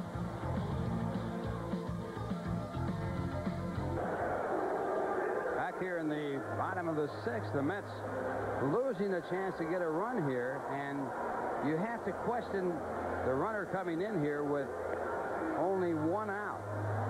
And it's a very, very close play, and the umpire behind home plate, Paul Runge, called the play out, and it was certainly close enough to call the play out. Usually a catcher will turn to his left in a situation like that, but the throw from Mabry was toward the foul side of the line, and Pagnozzi was forced to turn to his right. It looked to me like Vizcaino's heel stuck right before he got in there, and Pagnozzi made the tag on the sole of the right foot. Runge certainly in good position to make the call. And he did wait to make the call as Gary Gaetti takes ball 1. So it's a 4-2 Cardinal lead, bottom of the 6th. Vizcaino 3 for 3. And you know what Hosey was thinking. He was thinking that he could steal a run. But you're right, with Hundley coming up, Hundley ended up lining out. You don't know what's going on, but when you're trailing by 2, you can't take the chance that Vizcaino did. Because if he had not attempted to come in, he would have been on third with 1 out. Jeff Kent with a long throw, 1 away.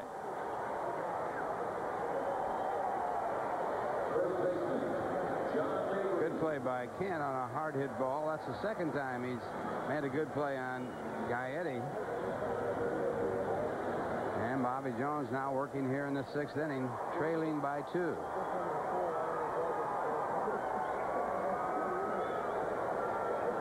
John Mabry, the batter. And he takes a curveball low. John with his third 4-hit game of the year last night, entering the game batting .338.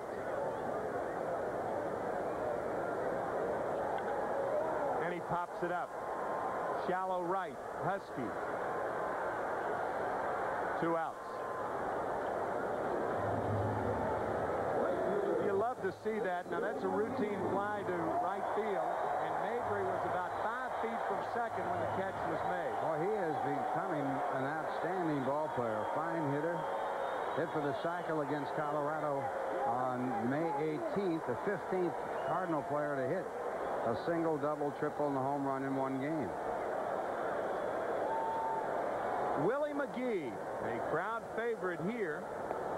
Matter of fact, he won 2 batting titles here in St. Louis, 85 and 89. But for the last 6 weeks, he played with Oakland. He had enough at-bats to qualify for the batting title that year. And he finished up with the world champion, Oakland Athletics. 2-0 to McGee, and he fouls it off, 2-1.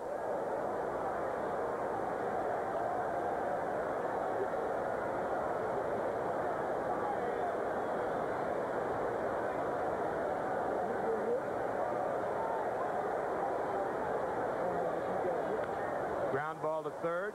Jeff Kent just gets him at first. Cardinals go in order. It's 4-2 St. Louis. We go to the 7th right after this from your Tri-State Jeep and Eagle dealer. Beautiful night for baseball. A second inning played by the Mets that was porous to say the least.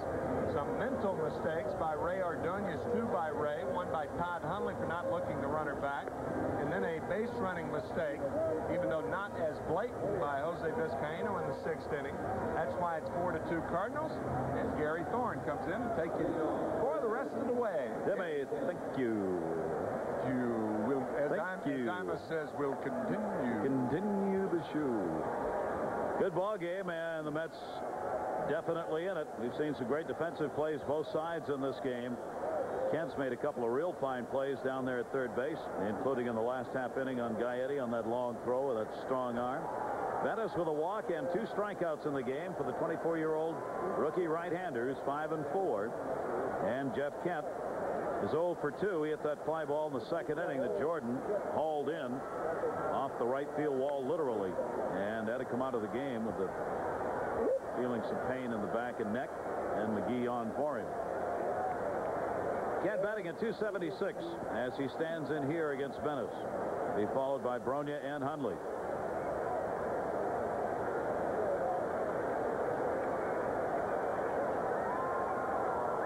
Right-hander comes inside with the off-speed pitch to him. 1 ball, 1 strike. Only other time the Mets have faced Bennis. I should say there were 2 other times, but the only time here at Busch Stadium, the 7th inning, they scored 8 runs against Alan Bennis.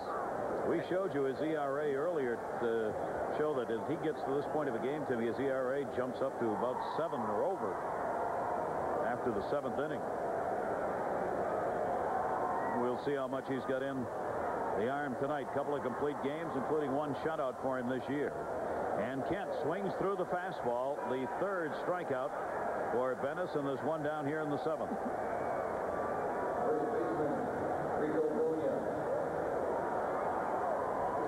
That is really a telling graphic there. I guess you do a lot of things with numbers, but with Alan Bennis, his most effective innings have been the middle innings, as you can see. And they were here again tonight. That one's going to be fouled back by Rico Brogna's, taking the 0 for 2. He has grounded out twice to first base. Couple hits in 10 at-bats in this series for the Mets first baseman, who's batting 260 now. Mets trying to mount the rally with a 4-2 Cardinal lead. Cardinals about hit him 6-5 in the ball game. Breaking ball way up high by Bennis. Todd Stottlemyre, talking with him, he won the game last night. Talking with Todd tonight, he worked 6 2/3 innings last night with virtually no stuff. We thought so while the game was going on, and he confirmed that today. He said, I had nothing. He said, I was just praying for strikes in the right places. I went along in the game trying to find a pitch that would get me an out. He did. He got some big key outs in the game, but he did not have a lot going for him. 2-1, towering fly ball right center field. McGee. And he'll put it away, and there are 2 down here. This copyrighted telecast authorized under television rights granted by Sterling Doubleday Enterprises solely for the entertainment of our audience. Any publication, reproduction, or use of the pictures, descriptions, and accounts of this game without the express written consent of Sterling Doubleday Enterprises is prohibited. Any commercial or other use of the program, such as by charging admission for its showing, is likewise prohibited. 2 down in the Mets half of the 7th inning, and Butch Husky is single in 2 at-bats in this game.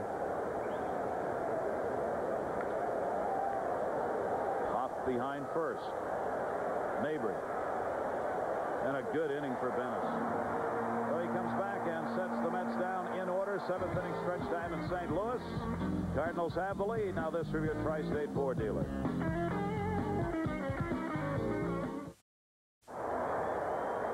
Youngsters on hand, just barely in hand.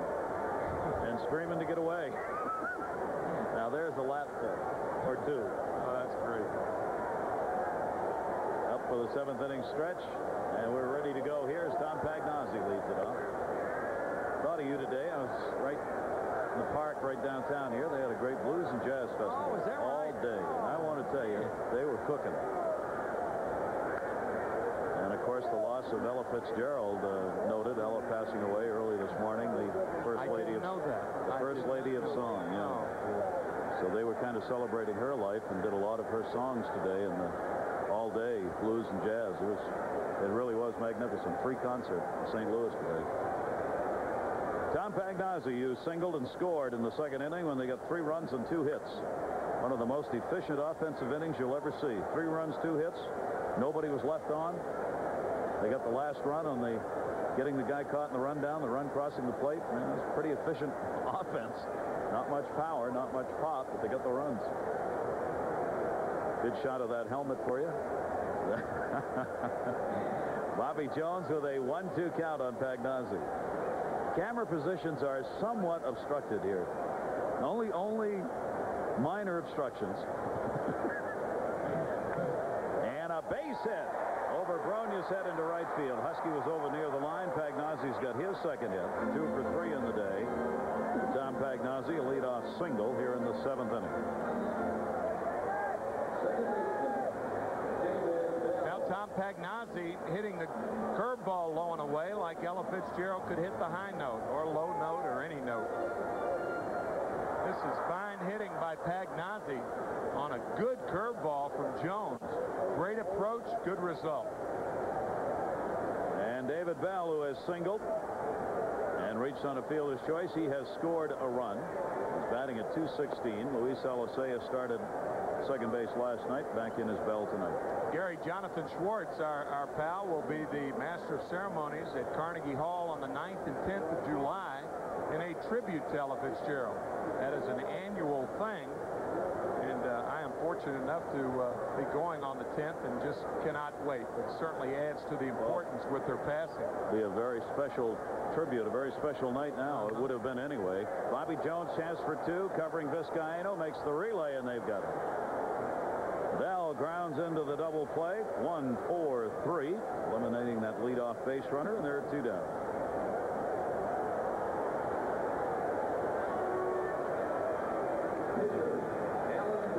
Alan Bennis performing admirably again here tonight. Mets getting the home run by Lance Johnson off him, and then the RBI triple by Vizcaino. Those are the 2 Met runs on 5 hits in the game off Bennis. 0-1 against the Mets, and this is 3rd appearance against them, and this is rookie year. And he takes the strike from Bobby Jones. Mets winning 5 of their last 8 games, recouping after the blast out last night, 13-4 Cardinals winning. Good breaking ball by Jones and an 0-2 count on Bennett.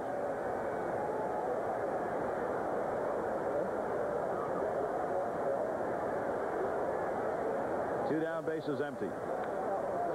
Right field, over near the line. Butch Husky may not have room. Not quite.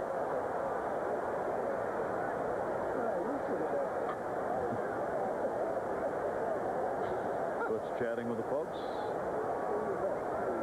Butch looked like he might be interested in purchasing a couple of season tickets along that.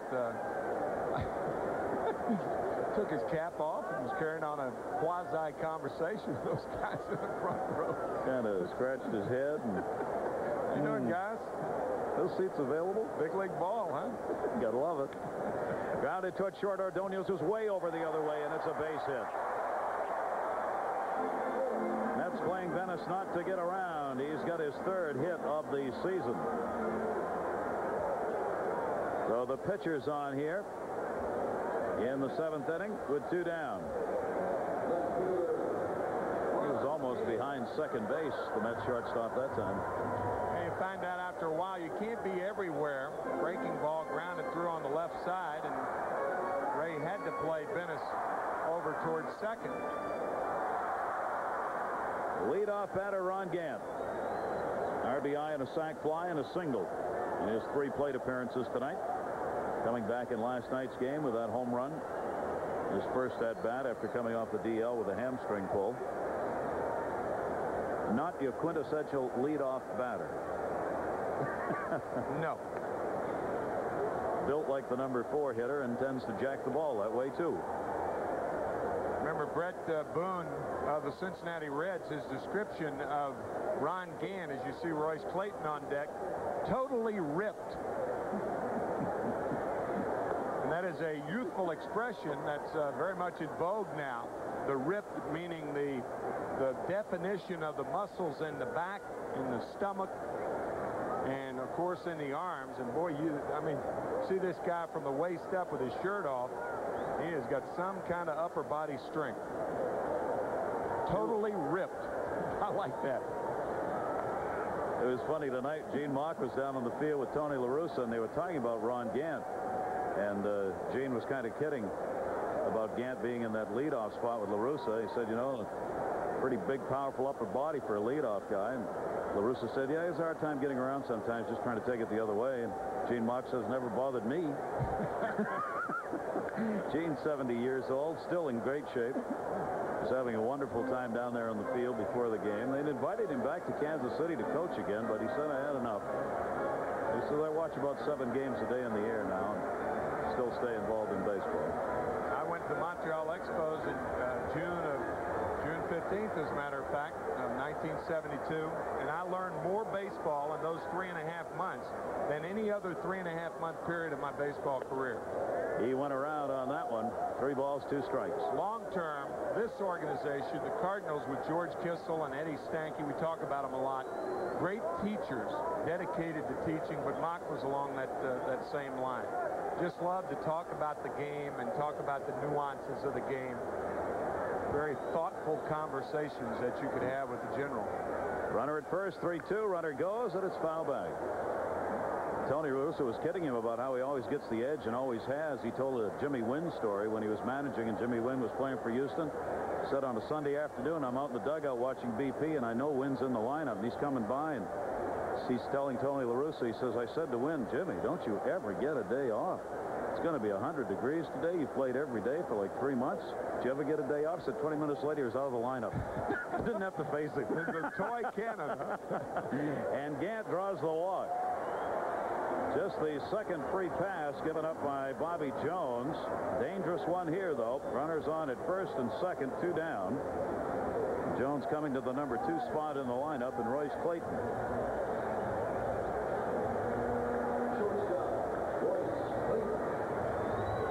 4-2 ball game. Cardinals on top, bottom of the 7th inning. Clayton delivered a double and scored in the first. He has walked and hit into a double play. He has been trouble for Bobby Jones. 9 hits in his career off him now, 9 for 25. Outfield deep on the Cardinal shortstop. And he bloops that one to right at Butch Husky. And he'll put it away. No runs, a couple of hits, and 2 are left on base. We have completed 7. Take a look at our Miller line score. And we'll return right after these messages.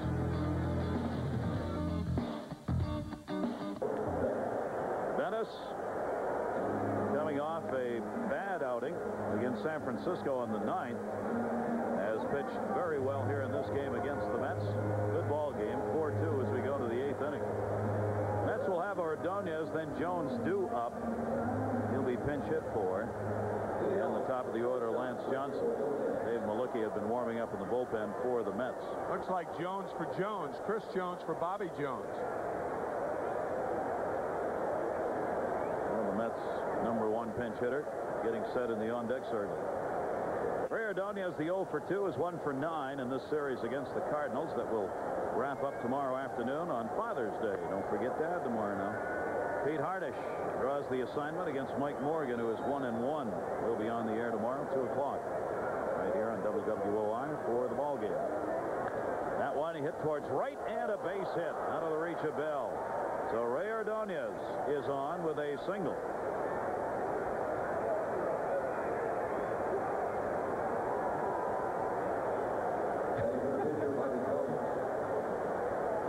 Had to do that this afternoon. That's he's not going to be here tomorrow. It's Father's Day Eve. It's a Father's Day Eve message. It's a tradition, a family tradition. Now let's see what Chris Jones will do. Now we're going to have a switch. Not going to let Jones come in here in a bunt situation, and Carl Everett, batting left-handed, will come up to face Venice. Well, once the leadoff batter got on, Carl Everett comes up. It's a little odd. I mean, Chris Jones is still your best pinch hitter, I think. Carl Everett has not gotten off the ground this year. You have to ask Dallas about his reason for using Everett in this situation. He's going to let him hit, Timmy. Maybe less likely to hit into the double play. Maybe. Now, I think Jones, this might be the last chance you have to use Jones. So it's the 8th inning. Carl batting 158. But Chris Jones is the best pinch hitter they have. Down the third baseline and just fouled. Carl Everett is 2 for 9 as a pinch hitter. Our National League scoreboard game today at Chicago. Pirates romping. Expos. Dodgers beat the Braves and Steve Avery. Rockies a long rain delay in that Rockies game. Almost all afternoon. Indians beat the Yankees. Our Toyota American League scoreboard. Rangers. Wow. They put up some runs, huh? They're having a marvelous year down Texas way. Will Clark on the disabled list now. 2-strike pitch. Tried to get him to chase one. Everett would not. A ball and 2 strikes. Runner at first. Mets down by 2. But have the leadoff man on here in the 8th inning. Jones up to 105 pitches that he has thrown. Menace taken outside. Bobby Jones has completed his work and now can only hope the Mets can help make a winner as Chris Jones stares through the screening.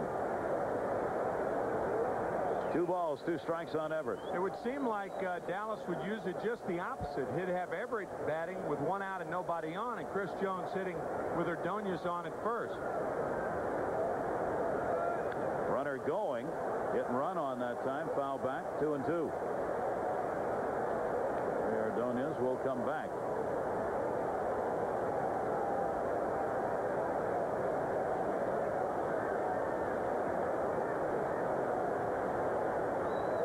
Checking with Mike Cubbage, seeing here whether or not Ordonez is going to be going, I guess. Yeah, but they're 2 strikes. I mean, just go to hacking. No sense in looking at a coach in this situation. Get a piece. Yeah. Alan Bennis, Mabry holding the runner at first. Runner not going. Left field. Gant. And Everett is retired. So Ordonez remains at first base, and there's 1 away.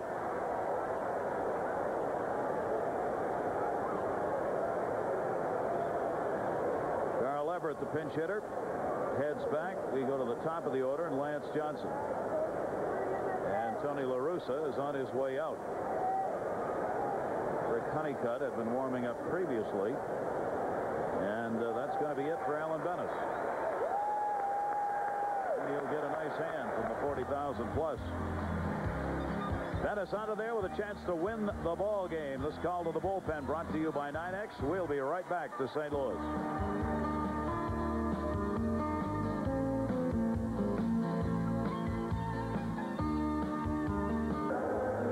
4-2 ball game. Cardinals on top of the Mets, but the Mets with 1 on and 1 out here in the 8th inning. Rick Honeycutt has been called upon by Tony La Russa to pitch to at least 1 batter and probably only 1 batter.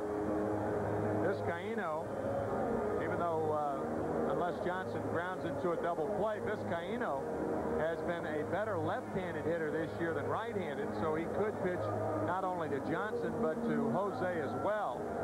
And certainly not to Bernard Gilkey, but he is a specialist, a 1 or 2 guy pitcher, and he's the type of pitcher the Mets don't have. We talked about it all year. The Mets had Bob McDonald. Bob sent down recently. Martinez was just called up, the left-hander. He is the only left-hander other than John Franco in the bullpen now. But Rick Honeycutt has really made a career for the most part, especially the last 10 years, of facing 1 or 2 guys in key innings to get left-handers out. And another Tony La Russa favorite. Spent a number of years in the A's organization when La Russa was there as manager. has a hard sinker, pretty good slider, and induces a lot of ground balls. And the ground ball situation is what they're looking for here. Lance Johnson, a speedster, very tough to double up, one of the toughest in the National League. See the Cardinals leading after 7. They have a 4-2 lead here. Runner at first, 1 out. Johnson fouls the first pitch off as Pagnozzi pulls that bare hand away. Lance with a home run, his second in the 3rd inning, drew a walk in the 6th and scored. Flied out his first time up. You can always tell whether a left-handed pitcher is going to give a left-handed hitter trouble or not by the way he releases the ball. Honeycutt is from a sidearm pitcher to a three-quarter delivery, and that makes that left-hander bail a bit. Watch the right hip of Johnson. Grounded towards first. Mabry looks at second, goes to the bag himself, and gets there ahead of Johnson. Ordonez goes to second base, but Lance Johnson retired on the roller to first. Watch the right hip of Lance Johnson. You have to have the hip and the shoulder in there, see it fly open and give a little bit. That's what Honeycutt can do to left-handed batters, and that's what he did to Lance Johnson. So Honeycutt gets one of the outs he was brought in to get, and now will stay in against the switch hitter, and Vizcaino will turn around and bat right-handed. 344 for Vizcaino now with a 3 for 3 in the game against Venice, 9 for 9 against Venice this year. Now will face the left-hander with a runner at second base, and there are now 2 down, and he takes a strike.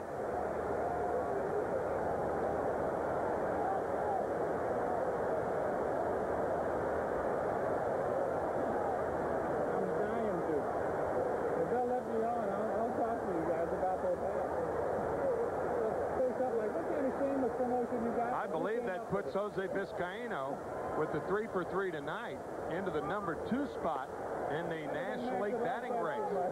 Piazza took an 0 today. Eric Young leading the National League with a 352 average, and Jose with that 344 average, depending on what Jeff Bagwell has done tonight. Jose in either the 2 or the 3 slot for the National League batting title. Wouldn't that be something? Not far off the number 1 person either. Yeah, right. 2 strike count, 2 down. Ordonez off second base. Honeycutt with a 3rd out and gets it. So Honeycutt comes on, does a good job, gets the 2 batters he faces. No run, a base hit, 1 left. We'll be back after this from Infinity. I have been campaigning for 15 years for the Cardinals to get rid of Redbird, and he is still around. For your next birthday for the party. We've made the call. Please. So is Tony La Russa. Dennis Eckersley will be the pitcher in the 9th inning for the Mets here in the 8th. Dave Malicki will try to hold the Cardinals at bay.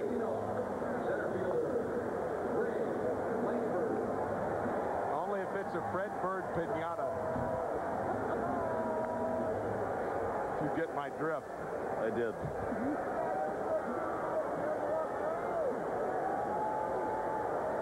I feel toward Redbird like Inspector Clouseau's boss felt toward the inspector. Ringing words of encouragement there, we might add. Dave Malicki will try and keep it a 4-2 ball game here in the bottom half of the 8th inning. Middle of the order, Langford, Gaetti, and Mabry due up. Ray Langford at 273 has taken an 0 for 3 in this game and an 0 for 9 for the series. He has had just 1 hit now in his last 14 at-bats. A tough first half of the month of June for him. Swings through that one, a ball and a strike. Never can figure it out. Mets came in here. The Cardinals weren't scoring any runs at all. Their leading offensive player was Langford. Now they're scoring runs, and Langford's not part of it.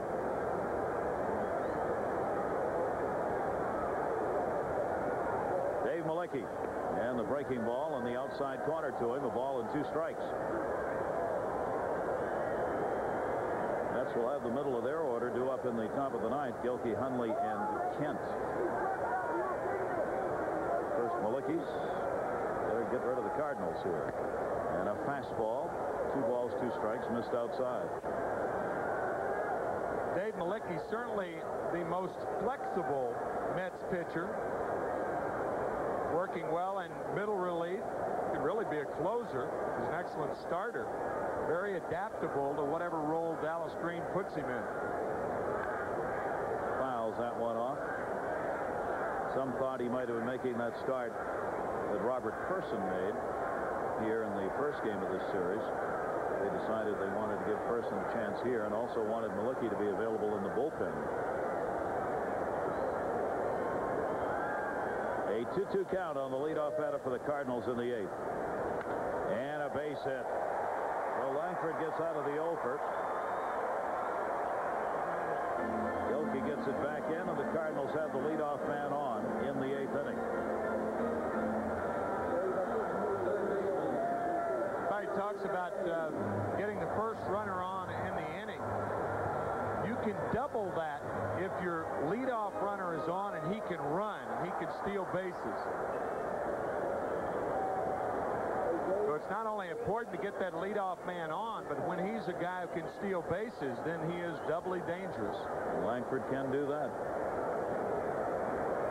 Langford on at first base and Gary Gaetti.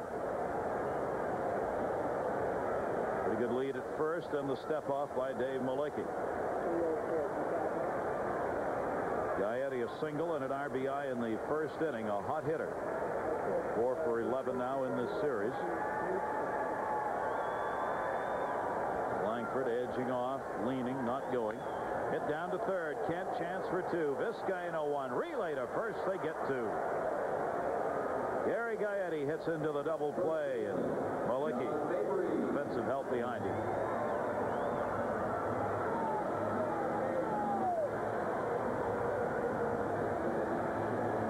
Take a look at our Nobody Beats the Wiz game summary here in St. Louis. Lance Johnson, the solo home run, is second of the year. Vizcaino has had 3 hits and an RBI. The Cardinals, Gaetti, the RBI. Jordan, the single, came out in the 4th after a great catch crashing into the wall. And Gant, a single and a sac fly and an RBI. Pitchers have pretty much dominated here. Mabry's 0 for 3 in the game for the first baseman, who made a big throw on that double play that went 5-3-2 on Gilkey in the 6th inning.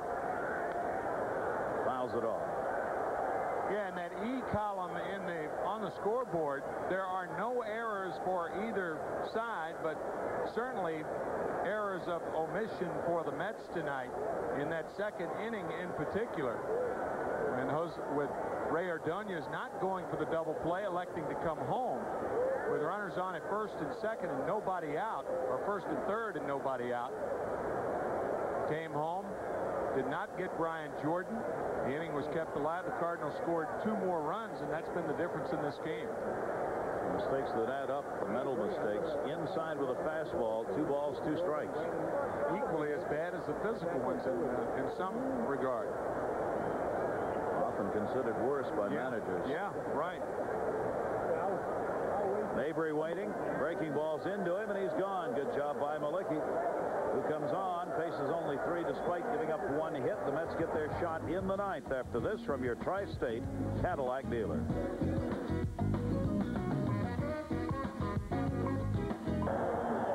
4-2 Cardinal lead here in the 9th inning, and Mets Baseball 96 has been brought to you by your local Honda dealer. By New Miller Beer, the brand new beer from Miller with big flavor that goes down easy. By your Tri-State Ford dealer. And by Coca-Cola, always playing, always Coca-Cola. Beautiful shots of the downtown area, the St. Louis Arch, the gateway to the west. And we bring you inside the ballpark as Tony La Russa brings in Dennis Eckersley. The Eck with 8 saves on the year, just off the DL. Spent 2.5 weeks on the disabled list. He has blown 2 saves, and the Mets are hoping to make it 3 after tonight. Dennis Eckersley, who Comes in here with 331 saves, 4th on the all-time list. What makes that extraordinary, Gary, is that he was a starting pitcher for 11 years before trying to save baseball games. And a good one. And pitched a no-hitter. Yeah, I mean, a real good starting pitcher. 41 years old now. Eckersley comes on, 9th inning. Cardinals lead it by a score of 4-2. Bernard Gilkey will lead it off. Gilkey at 301 on the year now after taking it 0 for 3 so far in this game. And Eckersley misses outside, ball 1. Eckersley got his first National League save against the Mets. Catches a strike on the outside corner. Picked it up on April 3 at New York. Comes in for the final 3 outs. Inning and 2/3 is the longest he's worked.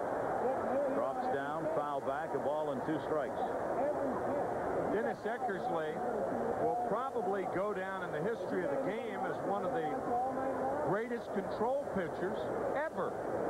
Ever's a long time, I know, folks, but this guy is unbelievable. He's walked 1 unintentionally this year in 20 innings.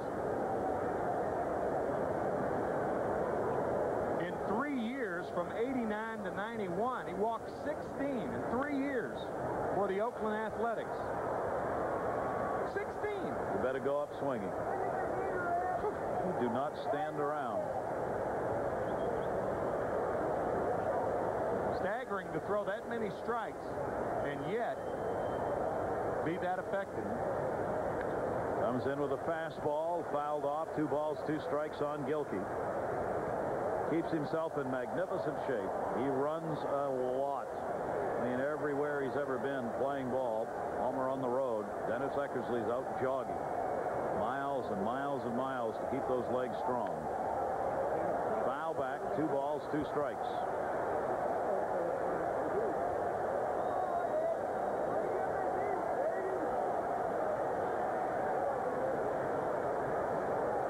Two count on Gilkey. He'll be followed by Hundley and Kent, top of the 9th inning. Gilkey leaning way out. He had missed 3 balls and 2 strikes.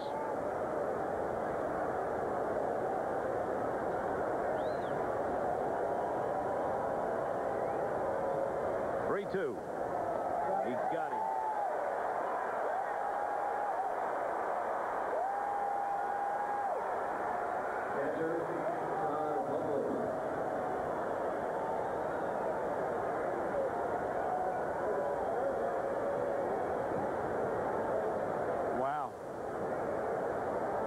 A heck of a lead on the guy who's second.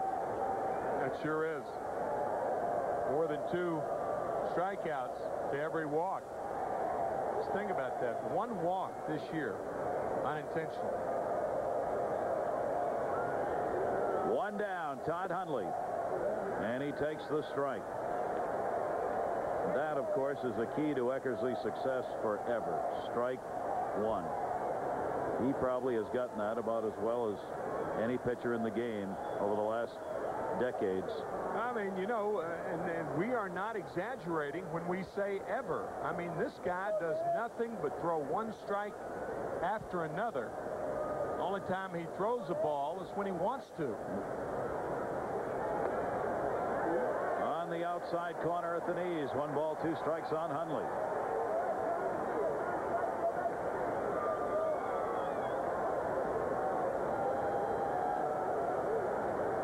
Has gone 0 for 3 in this game.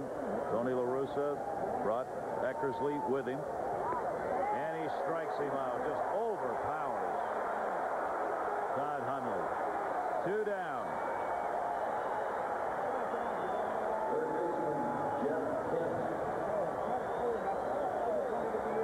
Lee Smith with the 471. Mets John Franco 308. Former Met Randy Myers in there with Eckersley second.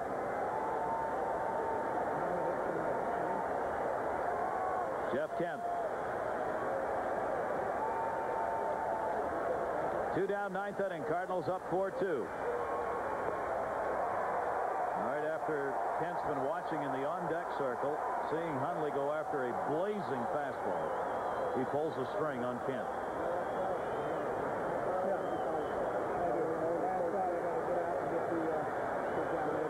Jeff 0 for 3, robbed in his first at-bat in the second inning by Jordan. Ball hit the left field, not deep. Gant coming on, and the Cardinals win. Dennis Eckersley gets the save. Alan Bennis the winner. Bennis now 6-4. Bobby Jones will take the loss. He's 6-3. And the Mets, after winning the opener 2-1, have lost games 2 and 3 of this 4-game series. Final score, Cardinals 4 and the Mets 2. We'll be back after this from your New York, New Jersey, Connecticut Nissan dealer. So the St. Louis Cardinals now have won 6 of their last 7 here at home as they come away with a victory in this one. And our Budweiser player of the game is the winning pitcher, Alan Bennis, the rookie, now 6-4, good 7 1/3, couple of runs on 6 hits, walked 2 and struck out 3, and Alan Bennis, our Budweiser player of the game. We'll come back, wrap it up from St. Louis after this from your Tri-State Jeep and Eagle dealer. Dennis, the loser, Bobby Jones. Folks, be with us again tomorrow afternoon at 2 o'clock when the Mets and Cards finish up this 4-game series. Closed captioning of tonight's game has been underwritten by WWOR-TV and the U.S. Department of Education. This has been a presentation of WWOR-TV, UPN 9 Sports. For Gary Thorne and Ralph Kiner, I'm Tim McCarver, and we will see you tomorrow, everybody.